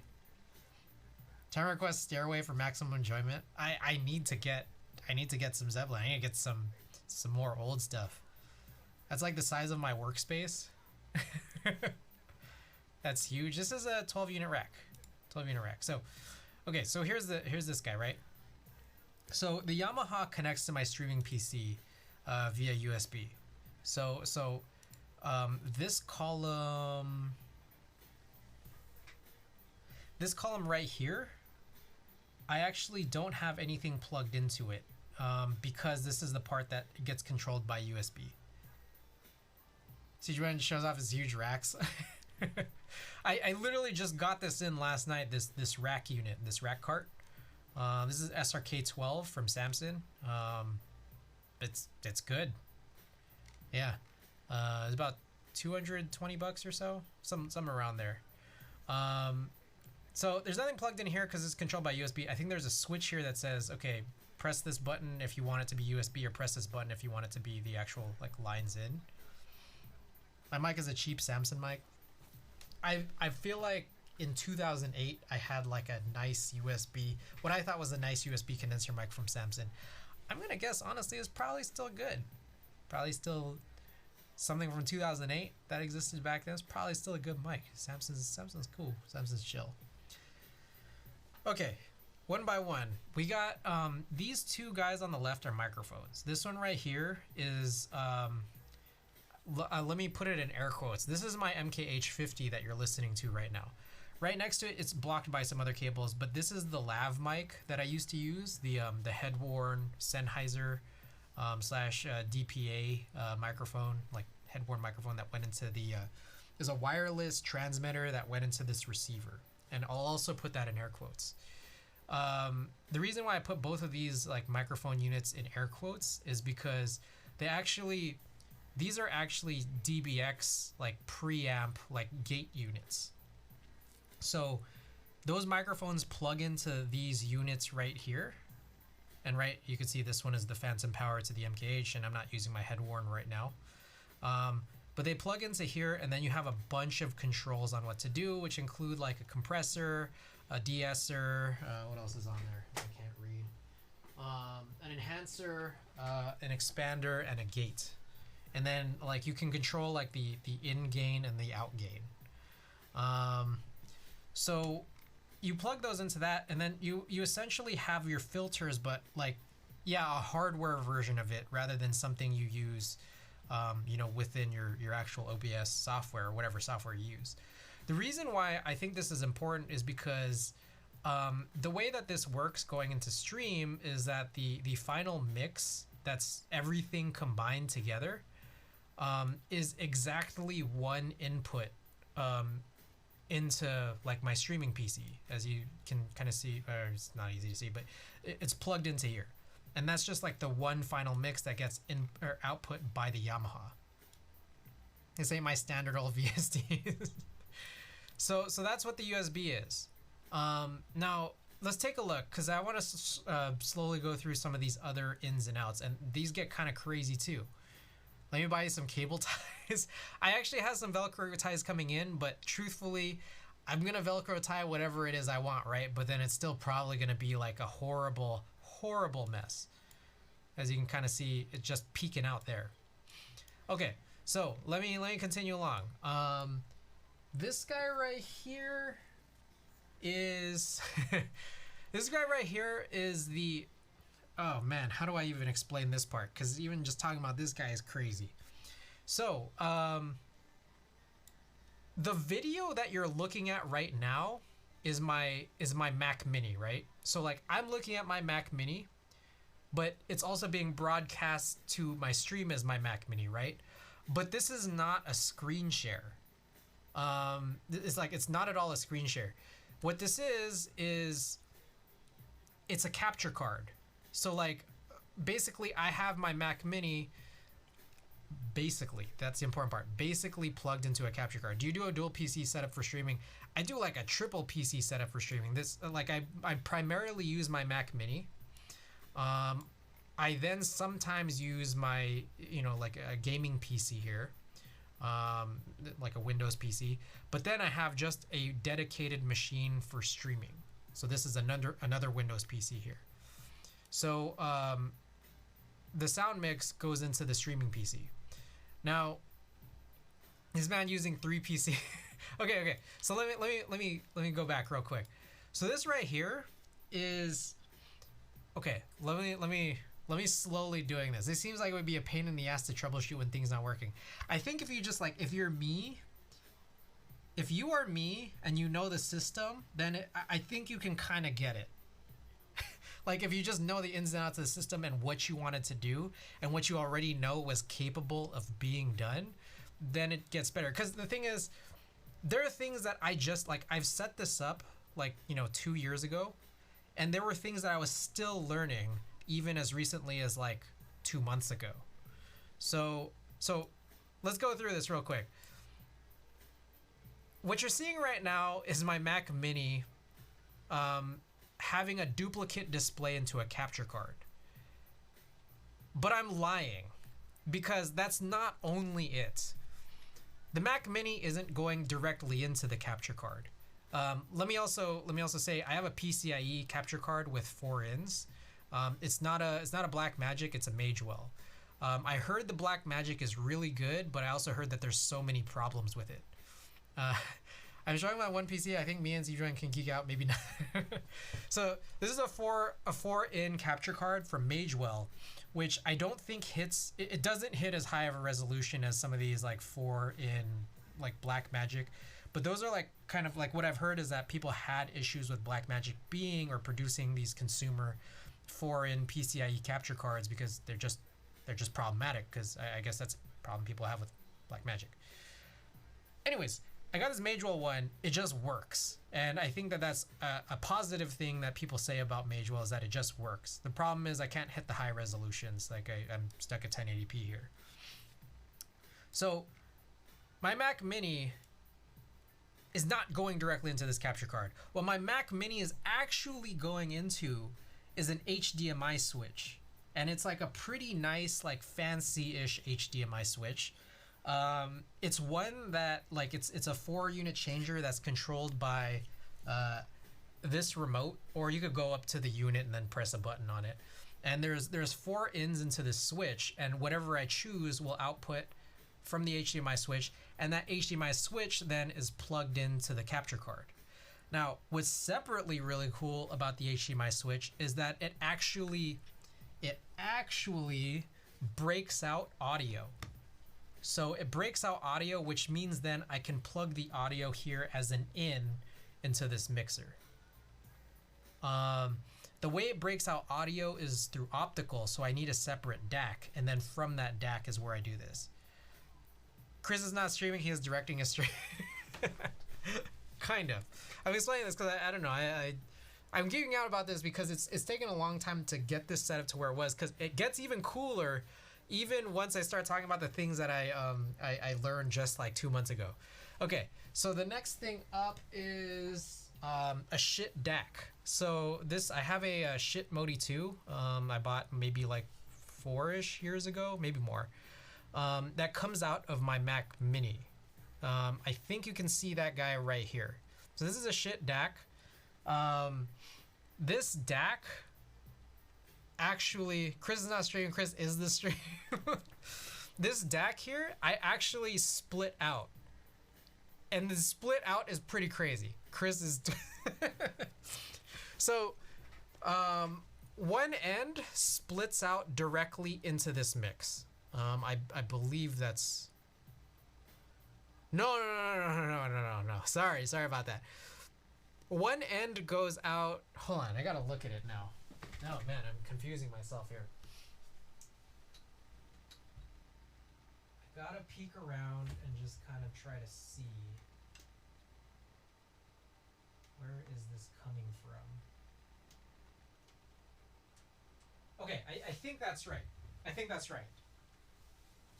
So one end is split out to go directly into this, and that's what this guy is. The other end is split out into a shit Loki, which is a it's an EQ unit, and this is gonna sound really goofy.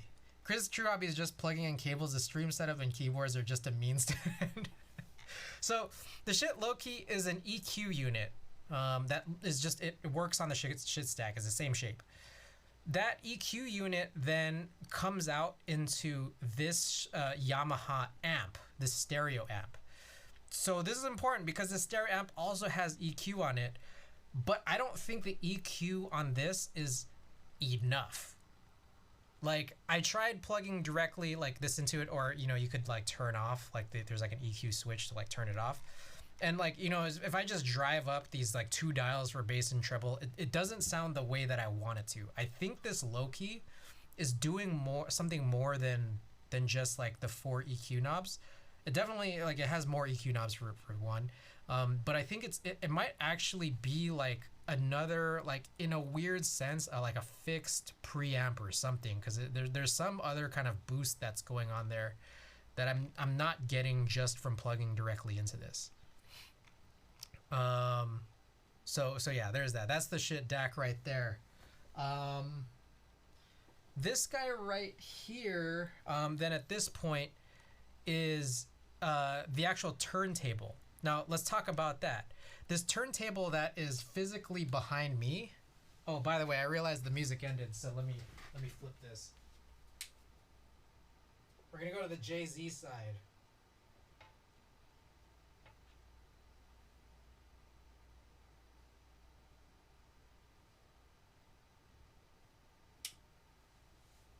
Okay. This is your setup? Yes, this is my setup. Okay. We've gone kind of like astray here from all this stuff, but I'm just in the middle of talking all this setup. I'm giving this tour. Okay. So yeah, let's take a look. This turntable here has it's like a 50-foot cable, but I'm not using like 20 feet of it. So like the bundle is right there, 20 feet, 20-foot bundle's there, and then the rest of the 30 feet go all the way around through this like floor to ceiling window, and then all the way around to this wall until it gets to this amplifier down here. Now this amplifier down here is actually playing the low key, the shit DAC low key, or it can at least, on input 1 play the low key that's coming from my Mac Mini. Meanwhile, the phono, like the turntable, is going into like the phono preamp that's inside of this Yamaha. And what's really particularly cool, you can't see it because this is just my phone camera that I snapped really quickly when I was showing this picture to Ada. There's a rec out knob right here that allows you to send out the sound from an input that isn't the one that you're currently playing. So right now, or like what's being shown in this picture is say like input 1, which would be my Mac Mini, but I can out the actual turntable that is plugged into here into the mix on my Yamaha mixer. So that's really cool, right? I don't know, I think it's really cool. Okay, so those are all the ins. And so these are how I play things. And then finally, again, like I pointed out, there's this streaming PC that doesn't have anything plugged in because that's the USB, and that's where I'm playing my Spotify. There's usually no other sounds within my streaming PC that I really care about. So these two guys right here, and as I'm trying my vinyl for the first time, these don't go out into the Twitch VOD track. So then it becomes important to talk about what the Twitch VOD track is. Okay, if Chris plugs in a couple more cables, the setup will have enough connections to become fully self-aware and will eventually enslave humanity. However, this is one of the craziest setups, at least in the keyboard streamer world. This is bananas. It honestly sounds like a bigger deal than Black Simons or Alex Odos. I haven't seen Black Simons streams a lot because I think that he just kind of happens to be on at like times that I can't really watch. But Alex Odos, I know that I've listened to him sort of speak on it, and it's what I understand is that he's really simplified his setup over time. So, is this hardware relatively reliable? I'd like to hope so, considering the cost of the hardware. I feel like just amongst all of these different things, people seem to like these things, like the DBX units. This is an older model. The Sennheiser transmitter and receiver.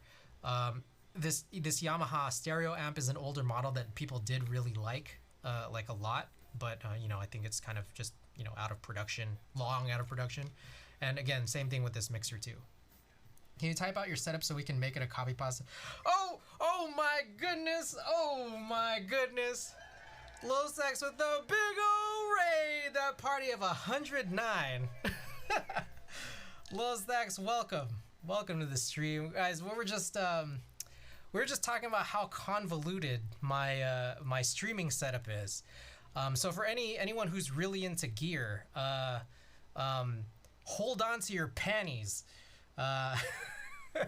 We've already gone through like a lot of it, and it might just be really crazy. I don't know if I need to kind of slowly recap that, but Lil Sax, thank you so much. I know that a lot of times people will drop in their raids and immediately need to, like, you know, go take a shit or something. But if you're still here, let us know what you were up to. But thanks so much, and I appreciate you guys all being here. I appreciate Lil Sax, the raid, and I appreciate everybody who's here and dropping in to listen into my bullshit. So we've been starving Ryan for the last 7 hours. Okay.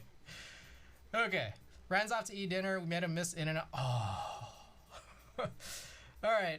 Draxian, welcome. To all you first-time chatters, welcome. Draxian, Mystery, Mochin Grape. Mystery, thank you for the follow. Forbidden 404, Rumi, welcome back. Everybody who's here, welcome and welcome back. Okay. Do you want me to continue or should I start from the top? I've been here the whole time. Right on. Continue. Okay. So we've talked about all the ins so far. So if anyone wants to hear me talk about the ins, I'll talk about them at the end. But let's talk about the outs, because the outs are crazy. So I'll give a little context to everybody here. I use a Yamaha mixer. I use this MG12XU, which I like a lot. Like, I like it a lot. And I know that there are like sexier options when it comes to interfaces. There's interfaces at every level. There's mixers at every level. But I know that you can get like more expensive, cooler, better, more compact, more pretty, more full-fledged interfaces out there. But I gotta say, I really like this mixer, and I've been using this mixer for the last 2 years. But I have a bunch of ins going into it, 2 different microphones. I have basically an HDMI switch that has broken out audio into it. I have a turntable into it. I have a shit DAC that comes from my main, everyday Mac Mini that I use. And then it all comes out, like the actual stereo mix comes out via USB into my streaming PC down here. And so what you guys are hearing right now is the streaming PC out. That's the full stereo mix of everything. I understand why you couldn't show this on stream before. Yeah. Okay, so that's the main out, that main stereo mix out, right? There's more, but wait, there's more. And I love talking about the more here because some of it is like brand new. Some of it's like, again, very recent. Despite the fact that I've been doing this for about almost now 3, I'm just realizing it's been almost 3 years since I started streaming. I don't know why I said 2. I started in 2019, like the week before Coachella 2019. The week before the last Coachella that had been, in play here. But anyways, some of this is new within the last couple months. Okay, so let me talk about this. The USB out, we've talked about that a million times already. That's fine. Okay, so a couple of things. I gotta look at this again. Okay, so I was wrong. It's 1:30 on Friday, Saturday, 1 a.m. Otherwise, in-and-outs, I feel like a lot of in-and-outs have a lot of, like, different in-and-outs have different closing times, and some of them are more sad than others because it's just, like, sometimes way too early. Okay, so let's talk about this. One thing that you'll notice here is that there are these, like, red and gray switches just right here on each one of these tracks. Now, the red switch means that if it's pressed down, it goes out into the stereo mix, which is what goes into my streaming PC, right? The other one is called a group 1-2. That means that there are actually 2, right here, these 2 guys right here. There are 2 outs for which you can have different, a different mix going out of them, like from here, rather than what's going out from the USB or some of these other monitor outs that I don't use. Now, the thing was, I used to use this I used to use this as a means to send a different audio to when I connect to Discord, because I'm on a private voice channel with my buddies that I grew up with. My buddies that I grew up with, they don't know anything about keyboards, so they're just in here sometimes saying some dumb bullshit. That's what I used to use the group out for, because I don't need them to hear my voice twice. I don't need them to hear my music, or, I used to play a lot of games on stream. I don't need them to hear my actual Splatoon sounds when I'm playing Splatoon 2 for the Nintendo Switch. It would just be my voice, and that's what I used to use the group button for. And then I would use to just out this into my Mac Mini. I don't anymore. What I instead use there in that respect is, which one of these is it?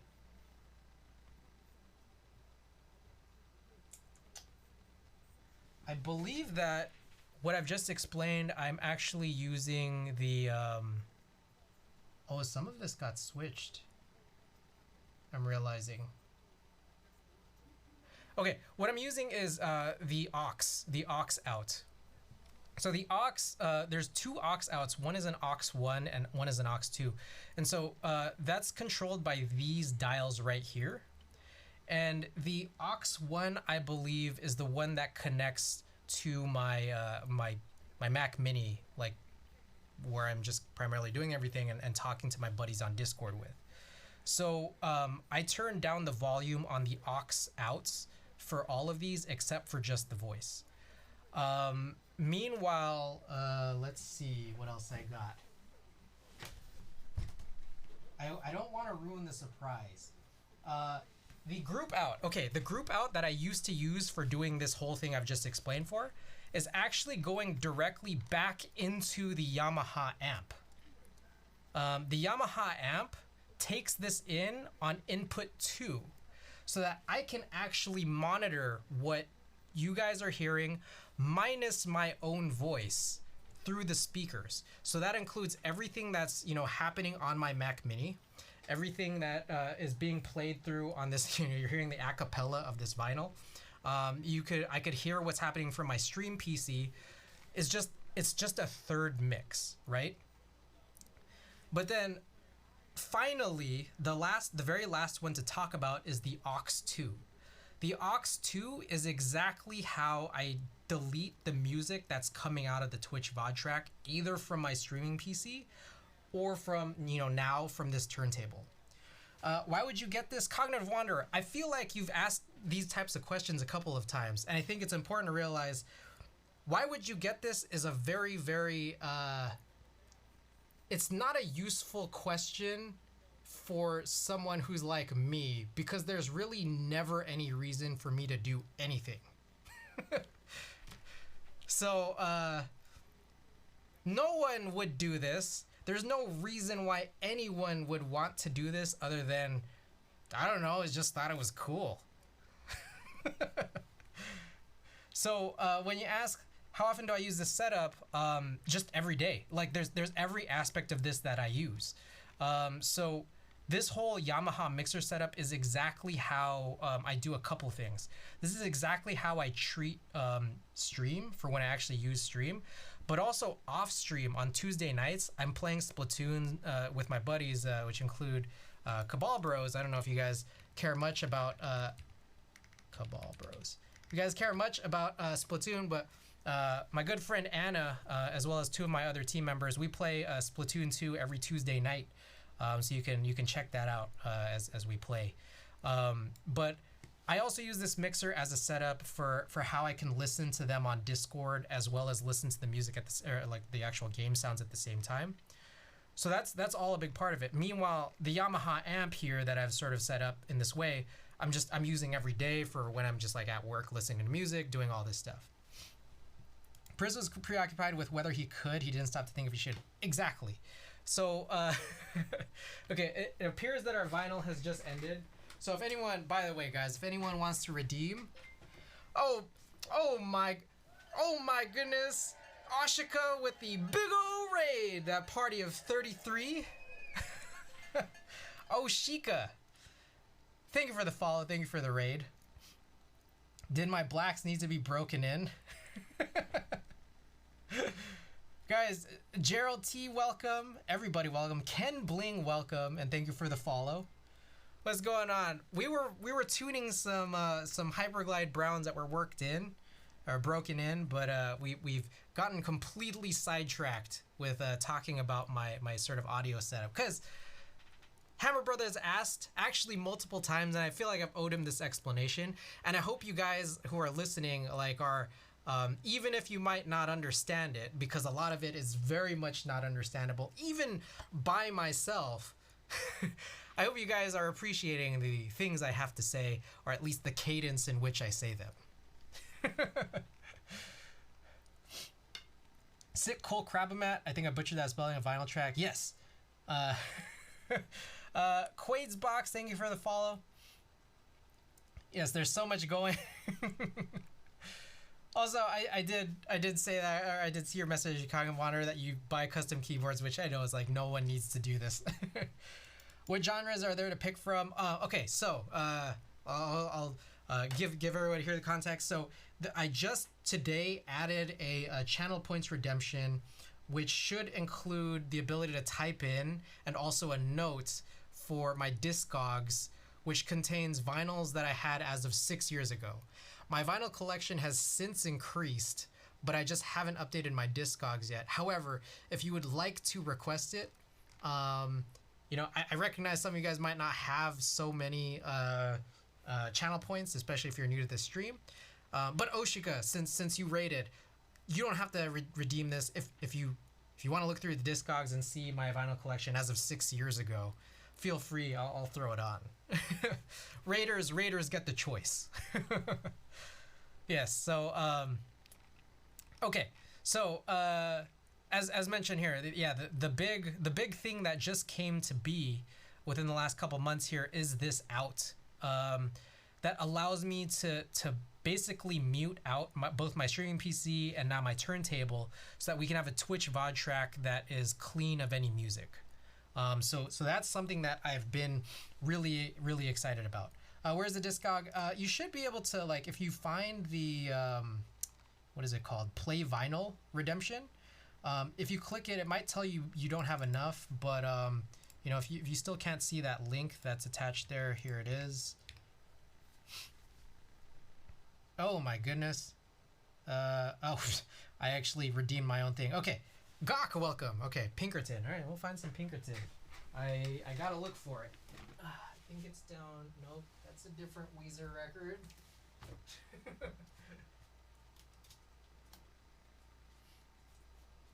Fuck, what does Pinkerton look like again? It's been a while. I don't remember what the album art looks like.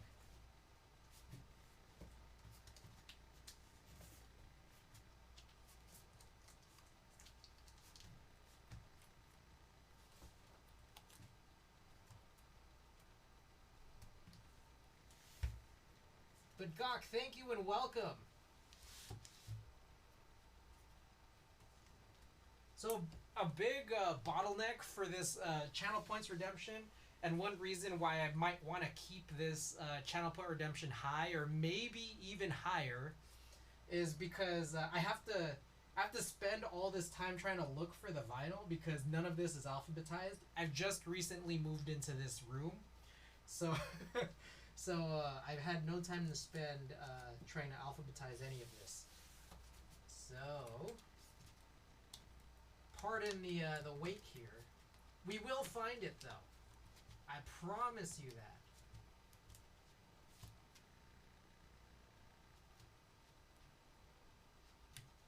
I just gotta remember what it looks like.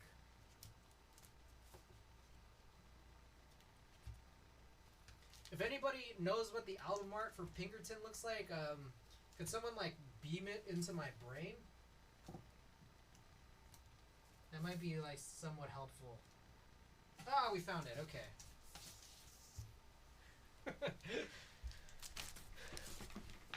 I vote for Weezer Pinkerton too.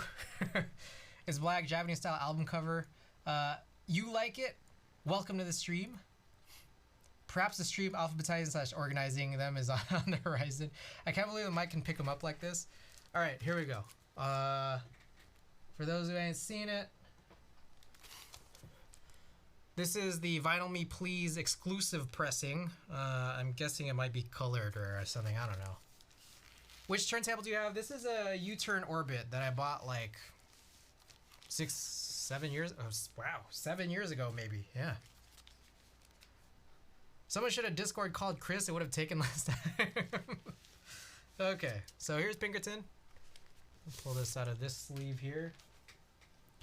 And I will need to update my Discogs. I apologize for that. Let's see, we got some art in here.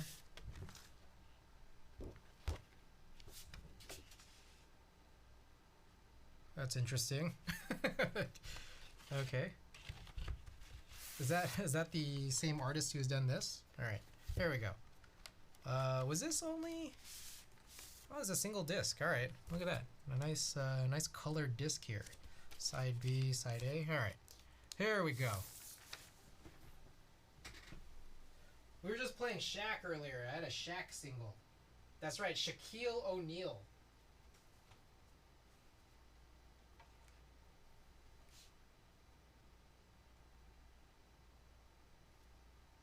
All right, so there we go. We're spinning Weezer.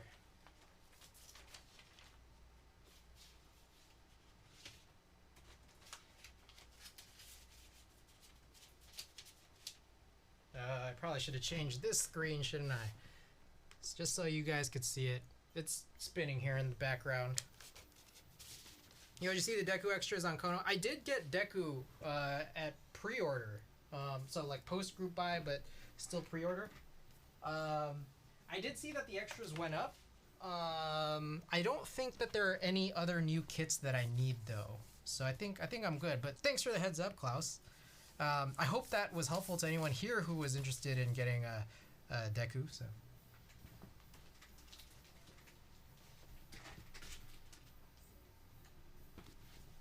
Guess we'll put this up here. Okay. Let's see. Was there anything else left I had to mention about this setup? I don't think so. I think I might have covered all of it at this point in terms of the audio setup, but I'll let you guys know if I come up with anything. I also normally have these Sennheiser HD800s plugged in. Those help me monitor what's going on. Yeah, you got it. You got it. I think that's it. I guess just another couple of quick things into the Yamaha amp. I actually also, to my left, which is I don't think in any photo that I've shared so far. Yeah, to the left of this screen, I have a. It's literally I'm not joking when I say it, it's like a classroom table. It's a classroom table that's like meant for like, I don't know, elementary school. Like you can find these like classroom tables on like Amazon and stuff like that. And what I really like about classroom tables is that they have like adjustable legs. So anyways, I got this 24x36 classroom table. And then on top of that, I have this Ergotron sit stand razor thing. Hermiopo, thank you for the follow. I have this Ergotron sit stand thing, so I have something that resembles a standing desk over there, which I sometimes will utilize the station for working. Does it have the flip top with the storage underneath? I'm not certain I can think, or I'm thinking of the same exact thing, but I can send over what is more close to what I'm trying to explain. It looks like this.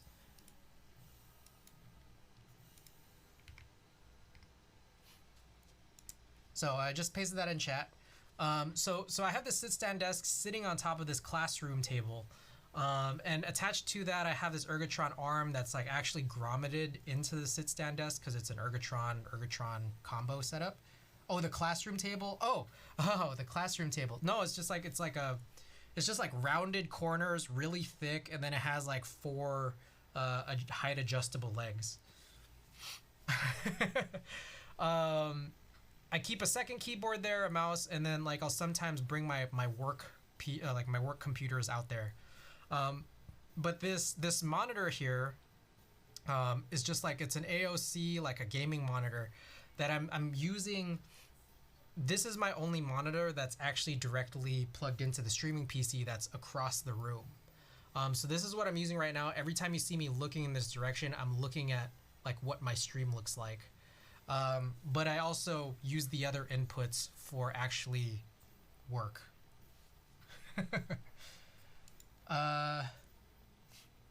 What differentiates between a desk and a table? Does it get as hot as fuck in there?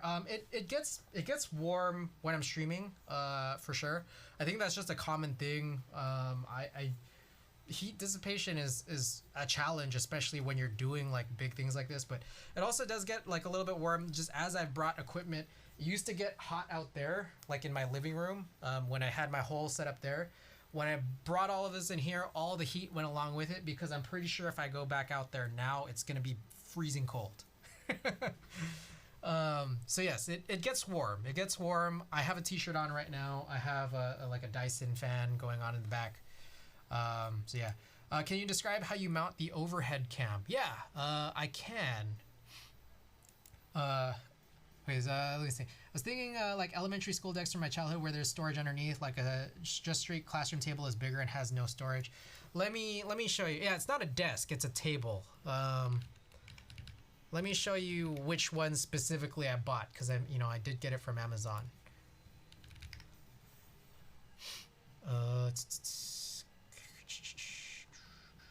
Right here. It's exactly this one, which I guess is like not in stock anymore, but you can find a lot of things that are just similar to this.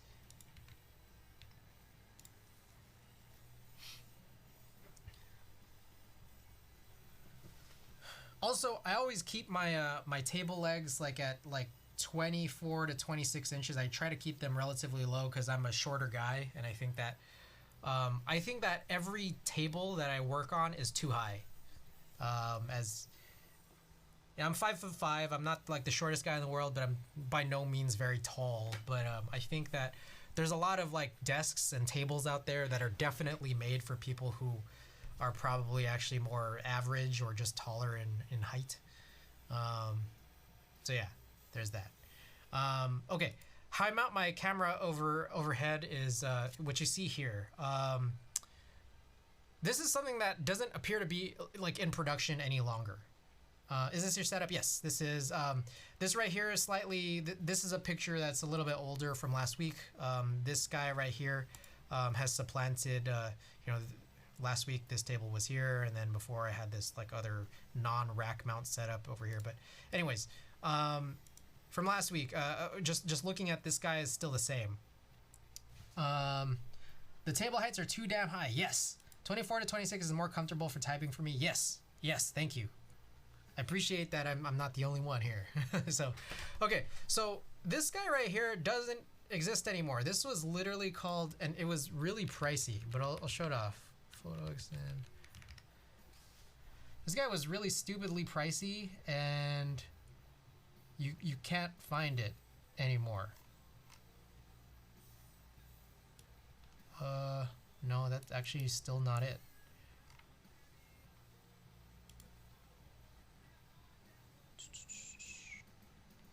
Oh, wait. Hold on a quick second. Is it still in stock in B&H? No, it's not. That's a damn lie. Okay, give me 1 second.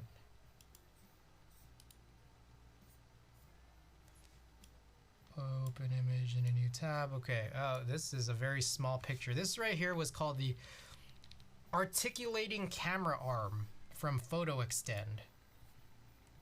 It's a cool setup. I'll just send the name of it. You guys can Google how much money I've wasted on it, and also you guys can Google how it doesn't exist anymore. So that's the name of it. It's basically, just imagine a monitor arm, but the end is literally like a ball head.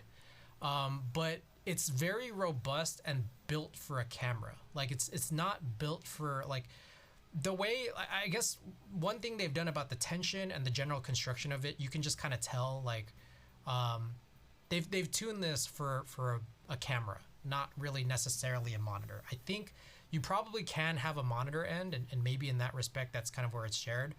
I definitely, it was an overpay, $100 literally probably 100%. I don't think anyone should pay what I paid for this. And I actually have 2 of them. But I'm actually not even using the other one, to be perfectly honest. I had this other one sort of reserved for when I was doing those like overhead kitchen streams, when I was doing like photo film development. But now I'm just kind of relegated to just the one. So this is this guy, and again, what's cool is that it's an arm. Like it's almost like it works like a monitor arm. So this differs from, say, like a C-stand, for example, or just some kind of other overhead situation, in that you have like more like pivot points. You have more joints, elbows, whatever you want to call it. So you can kind of shift things around with like a little bit more control. So LOL, my jank overhead is a blue compass boom arm with a Joby ball head. So here's another thing too to kind of mention. One of the reasons why I went for this type of a setup is because the camera system that I'm on is actually a Nikon. This is a Nikon DSLR. Most people, I don't think, use DSLRs for like overhead streaming, overhead video production, or anything. You probably shouldn't. I've invested into a situation like this beginning like a year and a half, 2 years ago, using the DSLR system I've had. And I think in that time, and even for longer back, mirrorless, especially for this type of work, I think is kind of the way to go. But anyways, one of the reasons why I went for this product specifically, and these types of products, is because DSLRs are literally heavier. Like they're heavier. You need more strength in how things are supposed to work. In fact, when you look at what's like behind me, I think it's this guy right here is a copy stand. I have like not a cheap copy stand either. This is like a pretty expensive copy stand because I need a higher weight capacity for the setup that I have.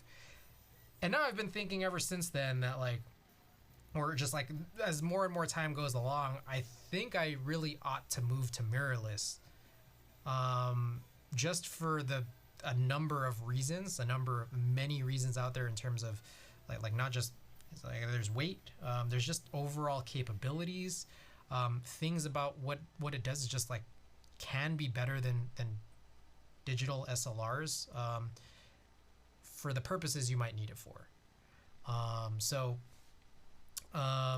That's kind of basically it. Now, the reason why I bring this up is because those like blue compass boom arms and other arms like that, I know that there are a lot of people who use arms like those. And honestly, what I gotta say is like, if that's if it works, like, I mean, it works. What I know is that it won't work for a heavy DSLR like the one that I own, and as well as some of the lenses that I use. Like when we talk about this copy stand I use here for scanning photo film, one of the reasons why I need such a high weight capacity is because not only is the body heavy, but the macro lens I use with it is also really heavy. So it's a mix, you know.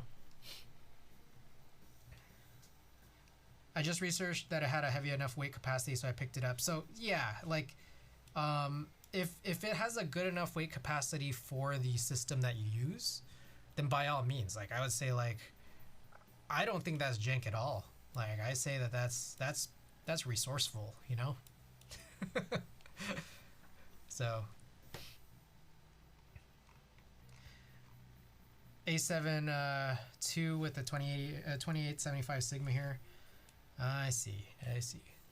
You know, I honestly, legitimately, like I've been like I was talking to Frank a lot lately, or I've been talking to Frank about camera setups, and one of the things that I'm sort of gearing towards is like, I think I can probably go towards like more affordable, like just in general more affordable like Sony mirrorless, just for the purpose of streaming cameras. And then like I still otherwise do want to stay on the Nikon system, but just go to Sony for streams, because it's just simple.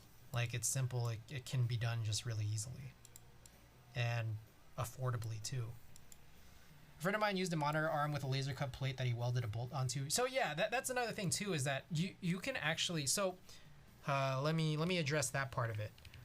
You can get a monitor arm and sort of, excuse me, use it how you might need to use it.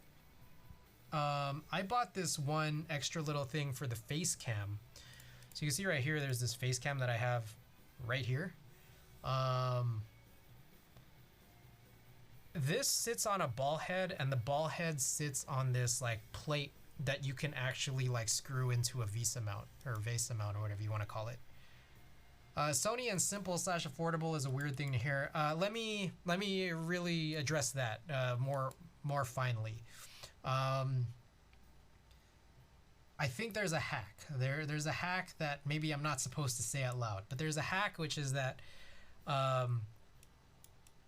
you can find some like sort of like lower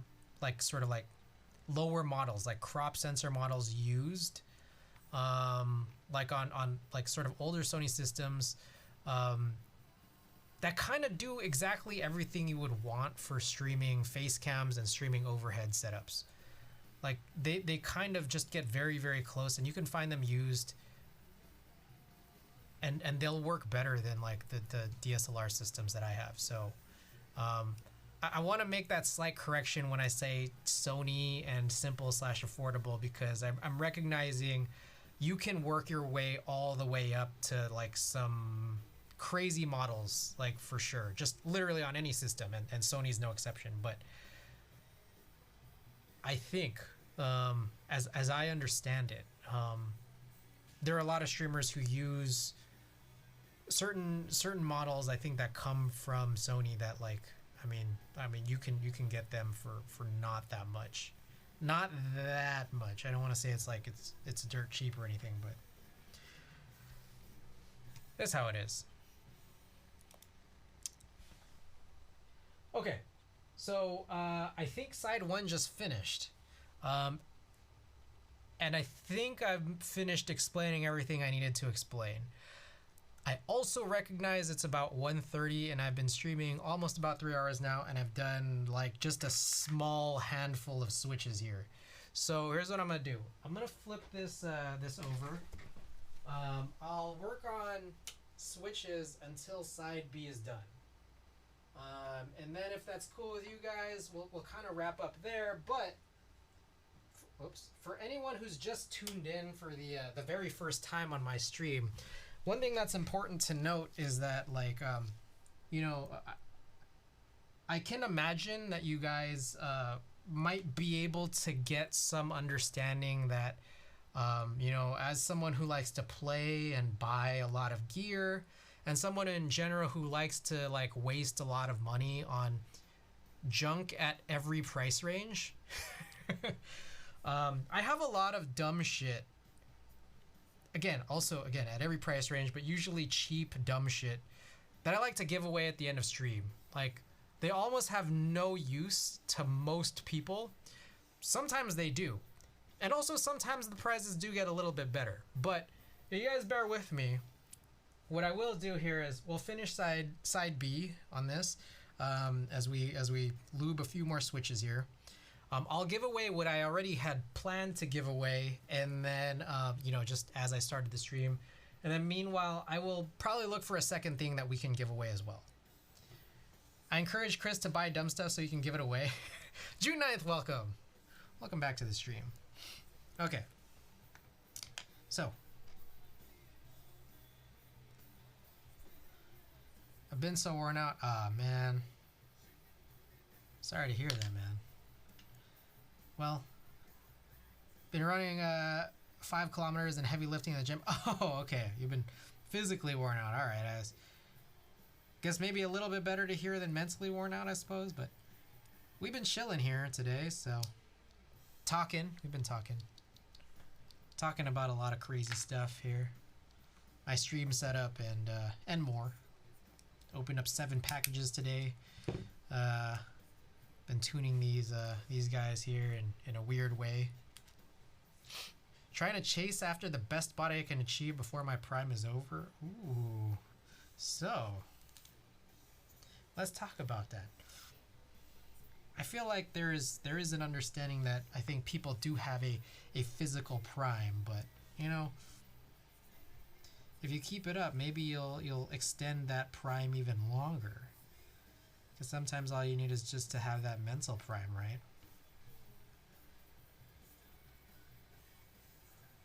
Don't forget, you can still enjoy the body you currently have. It's doing the best it can. Yeah. Yeah, fitness-wise, I'm in really bad shape.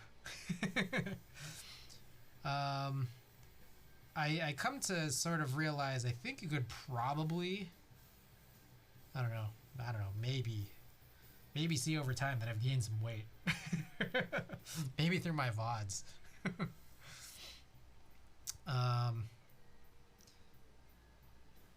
I don't know, we're chilling. That's how it is. Talking gear. Saw some concerts last week too. Watched Claro and Tyler the Creator. Tyler the Creator, I don't know if you guys saw, but Tyler the Creator just won he won his second best rap album at the Grammys. Have a great rest of the night. Off to sleep. Peace and thanks for the gear overview. Hey, Hammer Brother. Appreciate you being here. It's not a talk that I'll give often because I feel like there's no reason for me to talk about it again anytime soon. But it's always a fun thing to do when it just like comes back up. So appreciate you being here. Thank you so much for coming along and bringing your whole crew and everybody else who's out there too. It's not an obvious death march once you turn 30. Lost 4.5 kilograms, about 9 pounds so far within about 4 weeks. Ooh, that's nuts. Must be like a super healthy 9 pounds. But gotta make sure, as long as you're treating yourself good, I think that's all that matters, right? If the strenuous exercise is treating yourself good, then that's good, man.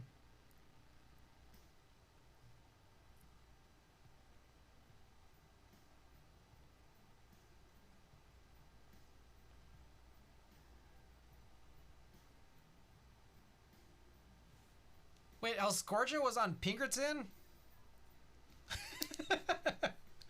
I love El Scorcho. I've seen Weezer twice now. I think twice. I once saw them at Shoreline. Panic at the Disco opened for them. And then it was funny because you could tell like after Panic at the Disco, a bunch of people just left and they were all younger. Also, I think I saw them at Coachella in 2019. But like only just briefly. I was like waiting for Hash Pipe to come on, and I think it was like their third song. But I don't know, man. I love Weezer. Weezer's chill. I don't know all of Weezer's music, but of the Weezer music I know, Weezer's chill. I remember the first time I ever heard Weezer was Hash Pipe when I was like 10 years old. And like I didn't know what a hash pipe was, but it's a song that got stuck in my head. Watching MTV one morning, as it got stuck in my head all day for like the next week. Panic at the Disco as an opener for Weezer is weird. No kidding. No kidding.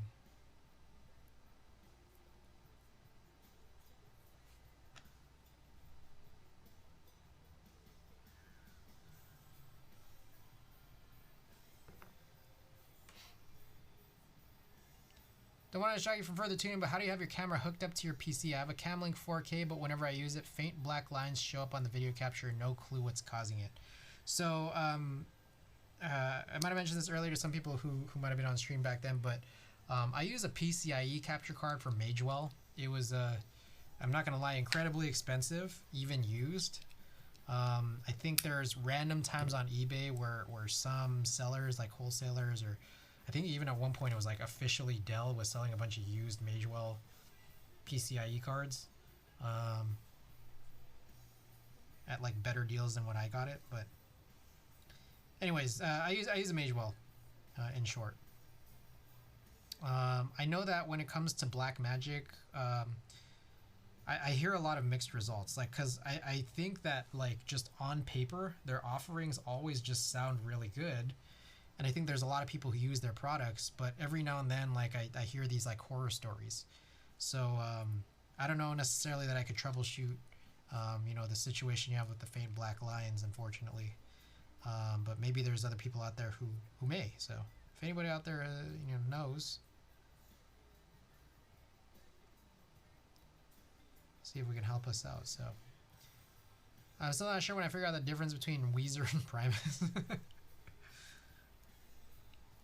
I have those same exact films. They're a pain.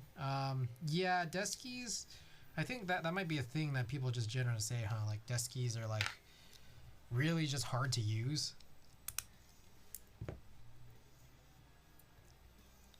But you know, I like them. I like them kind of the best, I think. Especially if they flex / bend, yeah.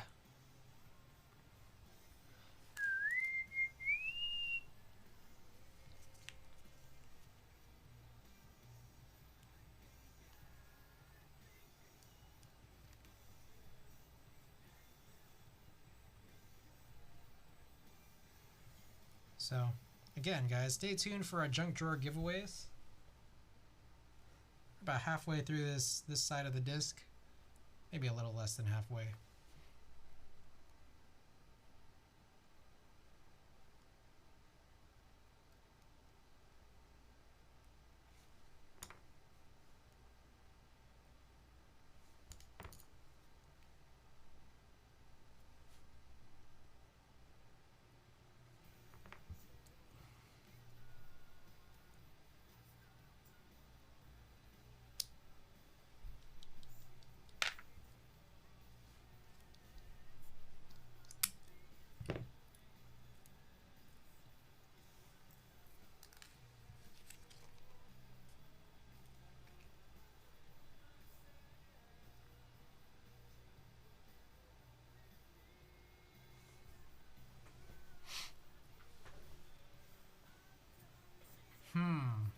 I think, you know what's interesting is I have this ticker underneath the stream, right? And then I think I feel like I need some type of integration. I'm so choked that I actually have to film switches for the first time ever. Welcome to the team. Team Switch filming. Okay, so here's my thing. I feel like what I need to do is... Let me think. I need to have something that allows it to like automatically fill in what's being played based off of what people sort of enter into the channel points redemption. I use a Switch opener to keep desk key films aligned. It's ridiculous, but it works best. That kind of makes sense. Like sometimes you can kind of just eyeball it, and then you just need to like very quickly and confidently close it really fast, like that.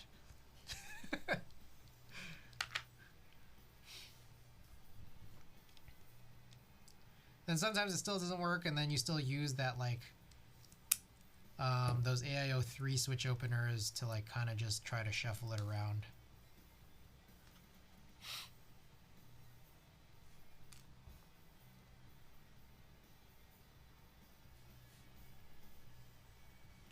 I forgot to put the film on. I always hate when like I forget to put the film on before doing the spring.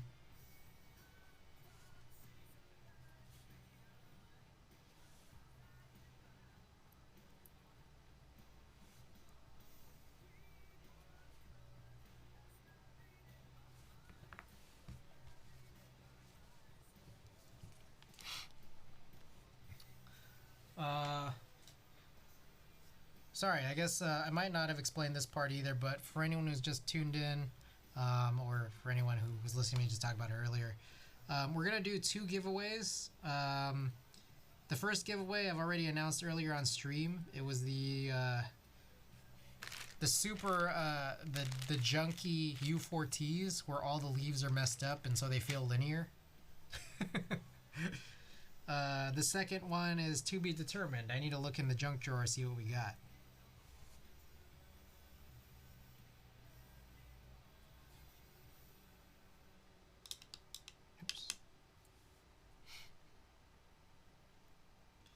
We only had one scheduled giveaway for today, but we've increased that to 2 with all the big old raids. Oh no, how many of those do you have? A lot. Let me explain. I sinned. I made the same mistake that, you know, one should never make, which is okay, I don't know how you guys do it, but like, quite frankly, I don't think I can trust anybody else to tune switches besides like me or Ida. Like I just have zero faith that anyone else is gonna do it right. So I had this sin where I'd already been bitten in the ass once, but I got bit in the ass again here where I bought someone else's tune switches. Did you close them before pre-actuating the stem? No! Someone else did! Because I bought them pre-tuned by someone else. Jeez. No, someone Franken-switched them to put the, you know, the Halo stems inside. And like literally I got this like batch of like 65 or so. And then like at least a third, but probably close to half of them were just like, they didn't feel like the rest.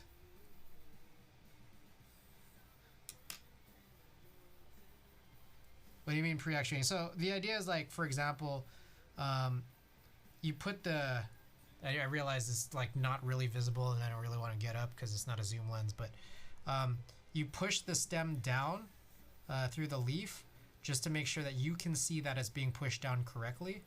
And then while it's like held down, that's when you like throw a top on or something.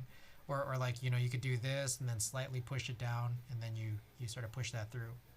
And the rationale there is that like you need to know that the path, like the travel that the stem is going to take is the right direction. Because if you don't, then like if you just press it down really fast without thinking, you may have pressed the stem into the leaf in a way that the leaf bends. Yeah, the U4T like leaf slash stem combination is just like really prone to like having that horrible catastrophe happen like that.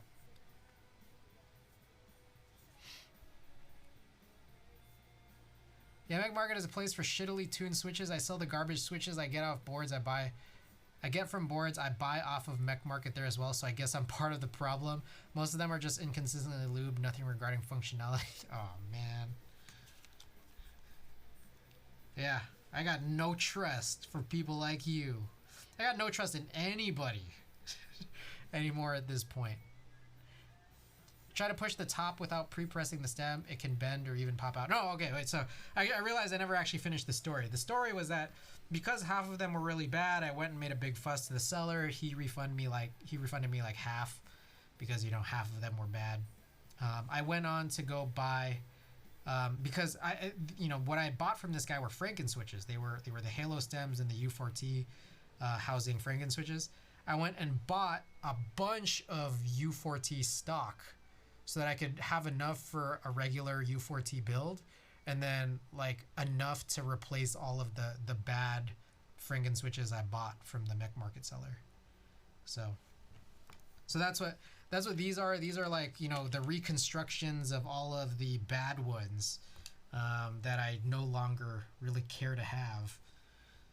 So that's what's being given away for free today. So that's going to be our first one. But again, meanwhile, I will look for a second, probably junky prize to give away.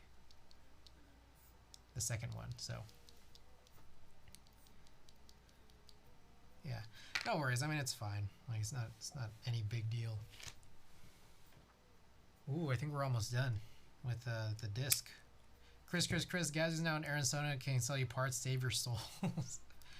And I'm good. I mean, the U4Ts are nice. That's what I built this with, and it's just like it was such a difference maker over the stupid red inks that I had in that like really soft flexi plate.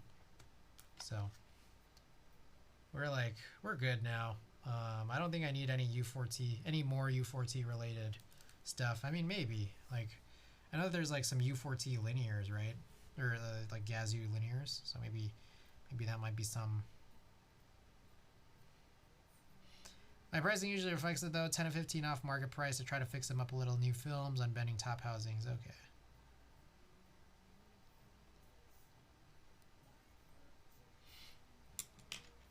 I don't know. I always want to think that I'm going to be cooling off from buying something on Mick Market, but then like, I don't know. I go on there. I look a lot because I'm just like, oh man, this thing seems cool, or this seems like I should buy it. And it's not necessarily like switches all the time.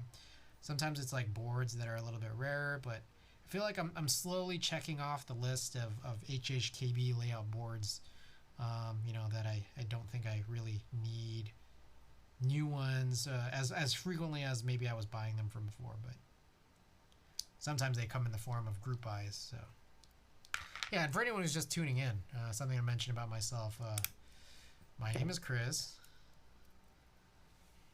I've been in the hobby for about 10 years now, a shade under 10 years. Took a little break in the middle from about 2016 or 2017 to 2020. And the pandemic started.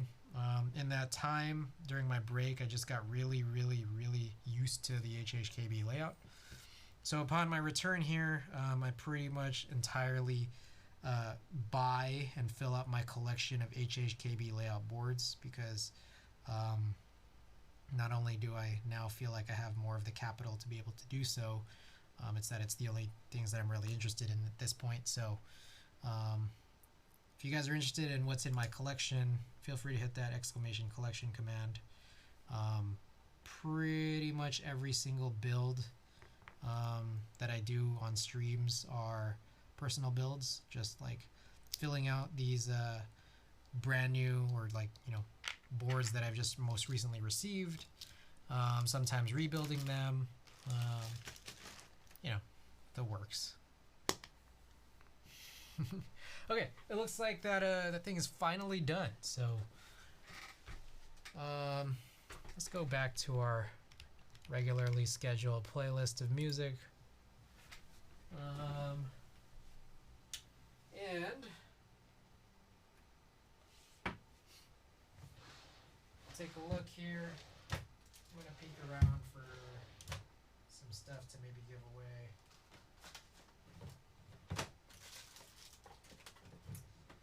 I feel like I kind of have something for y'all for maybe the second one. It's not the worst junk in the world. I don't know how much you guys are interested. Like it actually could be pretty useful to you guys. I saw something that maybe might want to give away, but you know, we got a lot of actually really huge raids today. So again, I appreciate you guys. But first and foremost, wow, dude, there's a lot of boards you have. Yeah. First and foremost, let's get this one out of the way, because I know y'all been waiting for this one so hard, these garbage switches. So guys, again, like I mentioned, U4Ts comfortably ruined by you know, leaf issues, as per the seller that sold this to me.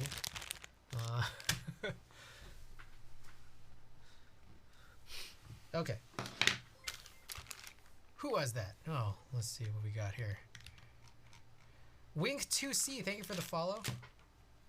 I think I already acknowledged Hermiopa from about 35 minutes ago. Thank you for that follow. Let's see. Do I need to update marbles or anything? Let's find out. Want? PC load letter, you want these garbage switches? Where do you store your boards?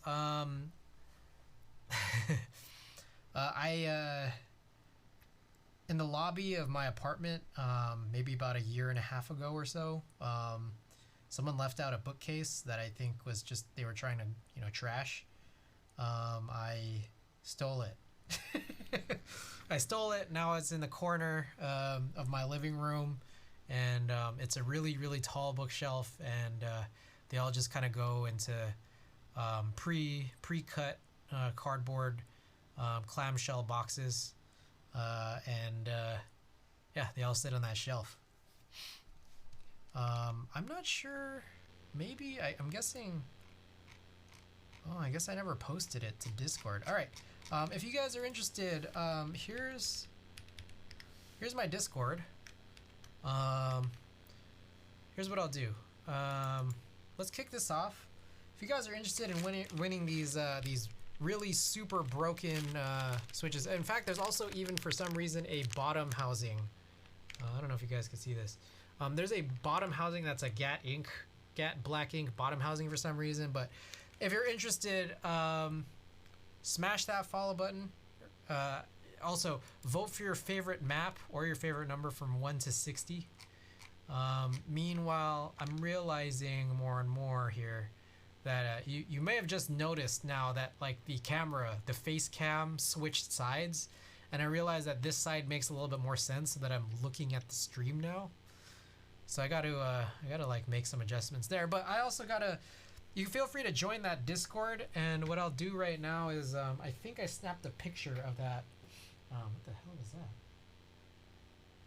I snapped a picture of my my collection shelf sometime back, and I meant to post it on the Discord, but I never did. So let me try to find where that is. If anything, I could just go take a picture right now. I don't know.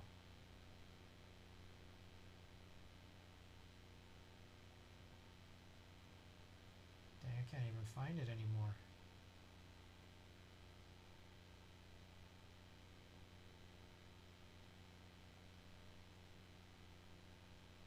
No such photo exists any longer. Of course.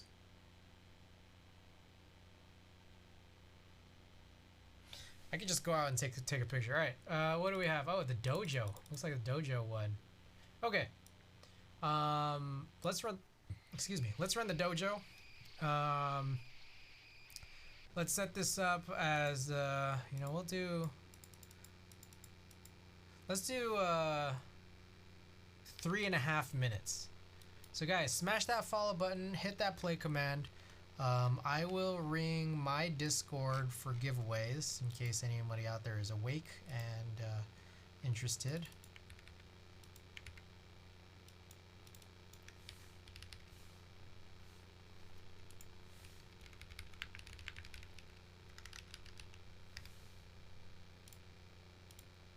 I usually like to run the @ here on my Discord so that I'm not waking anybody up or anything.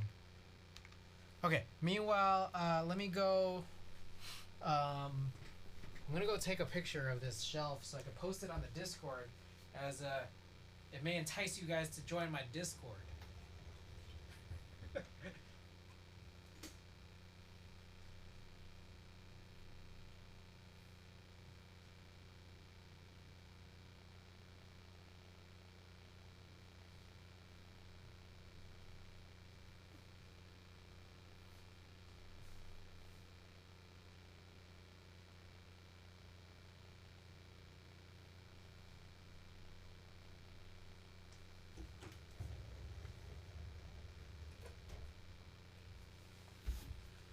Alrighty. Guys, everybody welcome in. Thank you. Alright, let me crop out some of the bullshit that's in this picture. It has some like fitness equipment, other dumb stuff.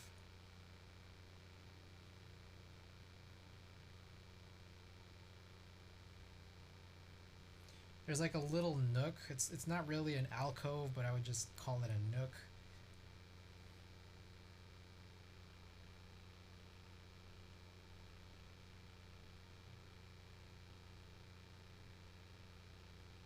Okay, the picture is up.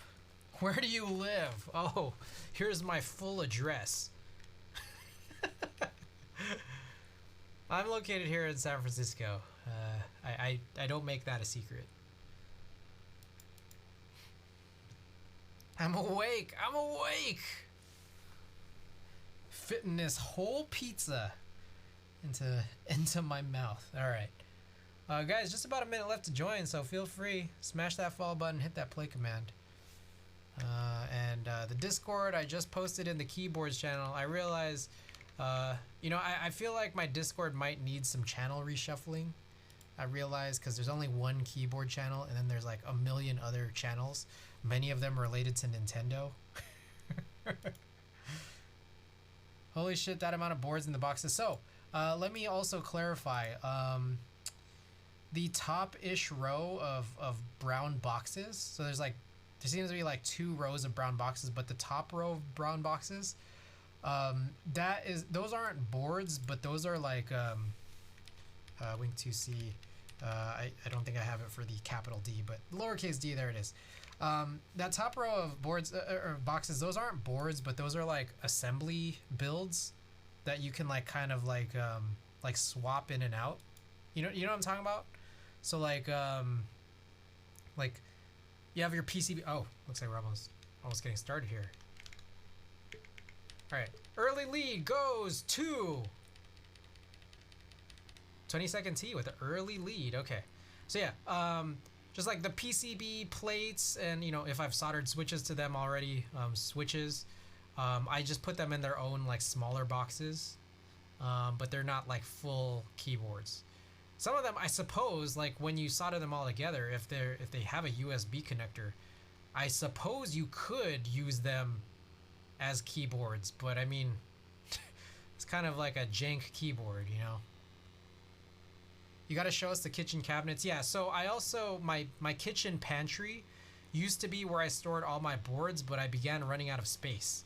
So as soon as I began running out of space, that's where I've moved all the actual boards to that bookshelf. But now all of the rest of the random keyboard gear has remained inside of that pantry. The pantry has no food in it. It's just keyboard gear that are not actual keyboards. There's a bit of empty space in there now because, you know, I moved all the boards out. It has some photo gear in terms of actual camera gear, as well as photo film development gear. So, what is this for? Aquonics. These are for some busted up, junky, garbage U4T switches. About, I would say, roughly about 25 or 30-ish, I think. So, that's what you're playing for. Oh, well, best way to use kitchen cabinets.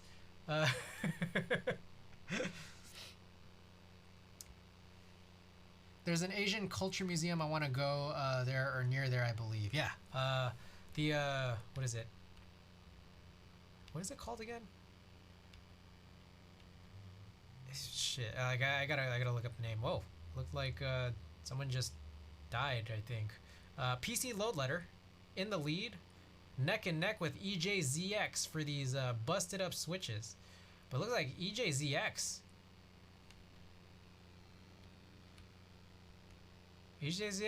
has a pretty comfortable lead, I gotta say. Oh, PC Low Letter also dead. Rumi's trailing right behind real quick. But it looks like EJZX is gonna get it. Rumi right behind. DeYoung? No, not the DeYoung. It's okay. I'm gonna look this up. EJZX. Let us know if you claim these garbage switches. Meanwhile, I'm gonna look up the full name. I always forget. Asian Art Museum, right? Yeah, so it's Asian art. It's not necessarily Asian history broadly, but it's Asian art. Oh, whew, whew. Do you claim the garbage switch? Is that how many keyboard you have? That is too much.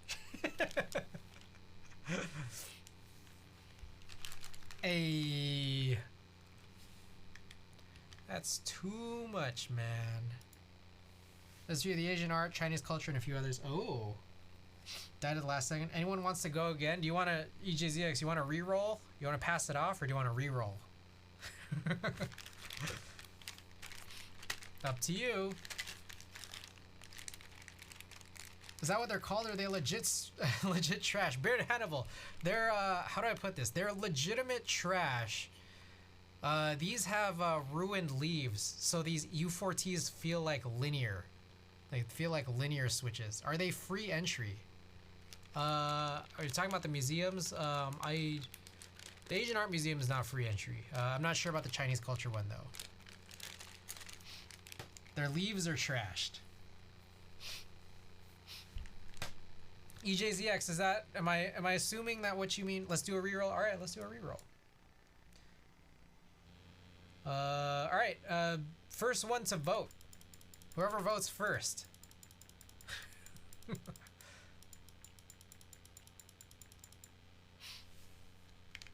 Alright, there we go. Procedural pathway. Let's get it.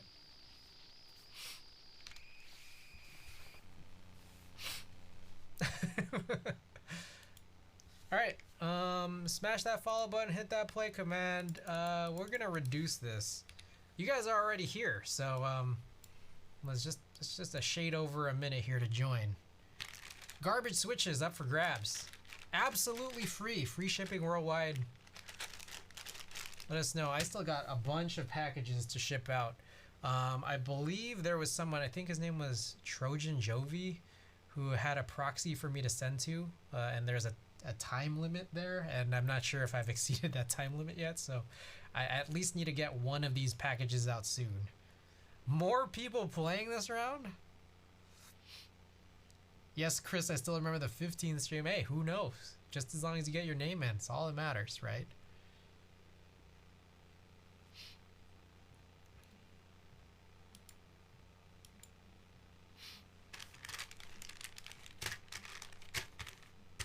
All right, I'll tease the next one. You guys cool with me teasing the next giveaway while we wait?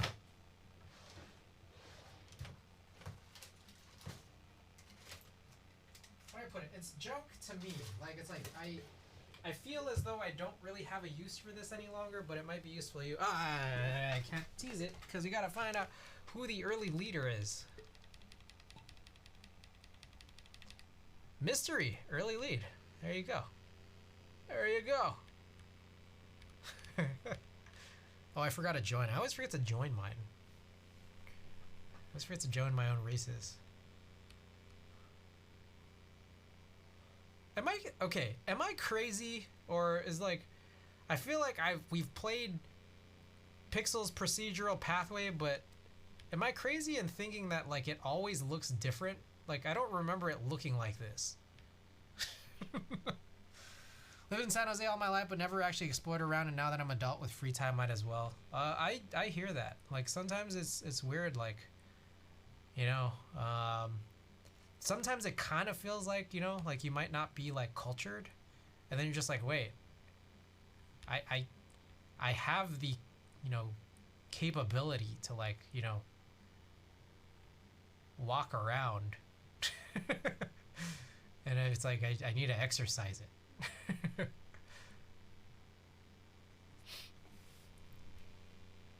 I always assumed it's procedurally generated. Is that what that means?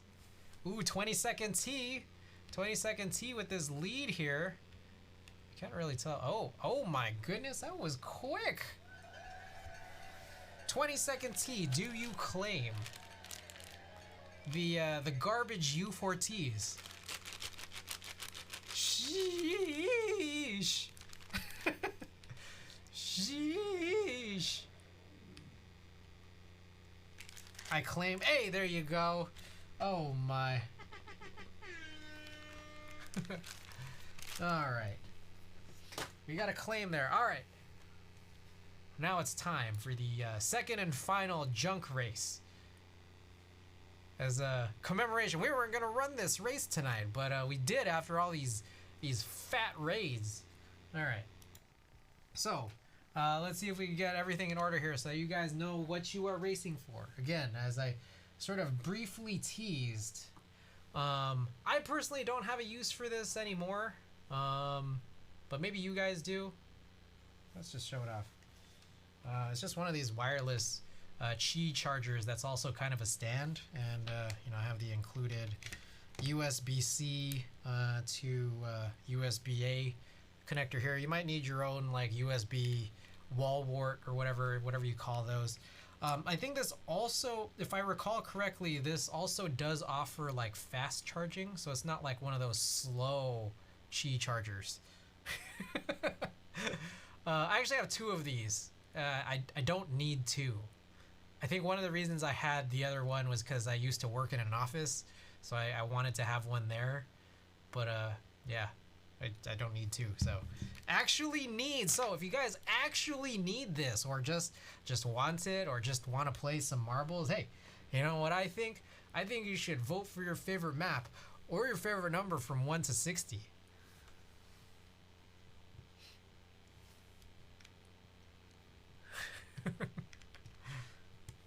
Wait, this is good?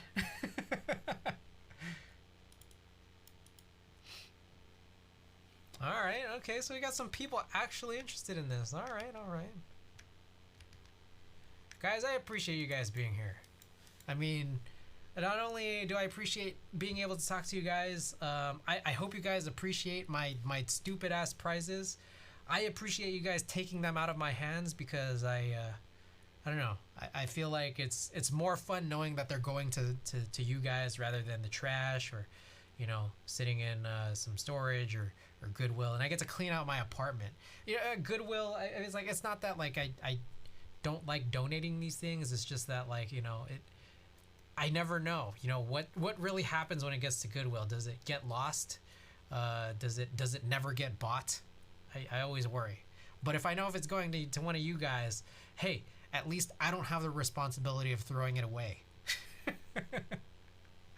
All right, it looks like we're on Space Chase. Let's go and do this. Confirmed. Chris hates. That's not chill. You know. Okay, so let me also we'll extend this one to about 2 minutes. I've partnered with the San Francisco Food Bank, San Francisco Marin Food Bank for some time as part of my streams. I guess this part is a little tiny bit touchy, but maybe it's worth talking about now. I used to, and I think that's an important thing that I said. I talked about this when the new year rolled around, but I'll talk about it again as you guys are here and just want to listen in. I used to donate all of my earnings here from the Twitch stream to the San Francisco Marin Food Bank. I no longer do that. I feel like I had to explain that when I first said it on New Year's Day. What was it, about 3 months ago? But I feel like I gotta explain it again here. 4 months ago. I don't think it's necessarily like super fair to you guys who might be trying to contribute to me to like support my stream necessarily. I feel like on top of that, like trying to promote like, hey, like if you donate to me, I'll send this over to the food bank, also doesn't seem like super fair for a number of reasons, because knowing that like Twitch was gonna take half of it anyways, so it's like it's only partially charitable. And I would rather, like, you know, if you guys wanted to support me, then like I'll reinvest it into the stream so that you guys can have a little bit more fun. But with that said, that is still actually not stopping you guys. If you guys like, again, by all means, like I do, like, you know, still emotionally support the food bank. So I still have a charity page, like a donation page that's open with them. So if anybody does want to support them directly, you can drop your donations in there. So anyways, let's take a look and see what the early lead is. EJZX, the early lead. Sorry, I just had to get that out of the way. It's not something I got to, you know, open up about because of All Hex's somewhat inappropriate comment. And I quote that I hate the pores.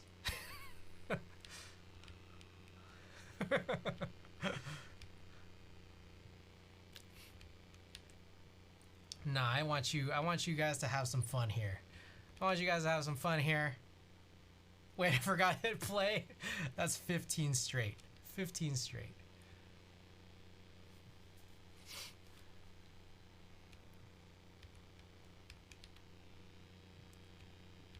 And yeah, also with all that said, you know, your support for me is very well appreciated. But at the same time, I'll also say that like you guys don't have to support me. And on top of that, as such, if you guys would rather support the charity that you know, I have partnered with for many years now, you guys are absolutely welcome to send your donations directly to them instead. And you know, it's more of your money's worth, to be perfectly honest, than having Twitch take half. So, just letting you know.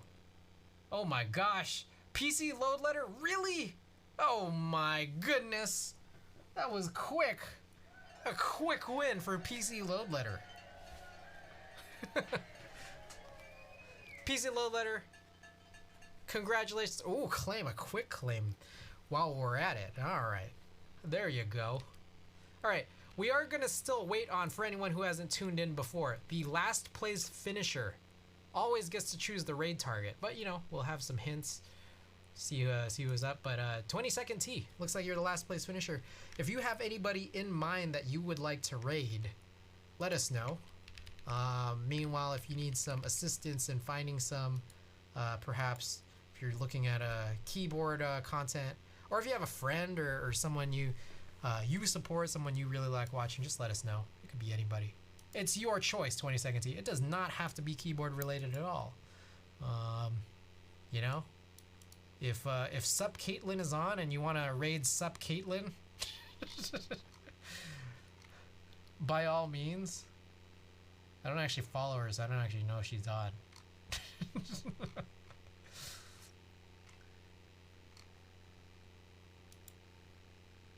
Alright, I got my boy live. Alright.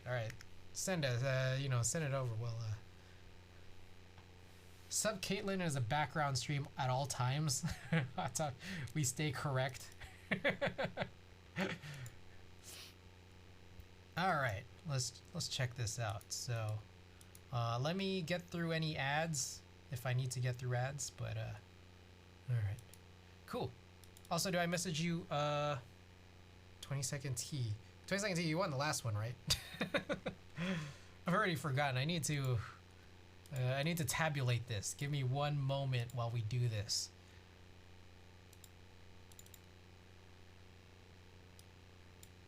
Tabulate the winnings here. Okay, 22nd T, you got the trash U4Ts.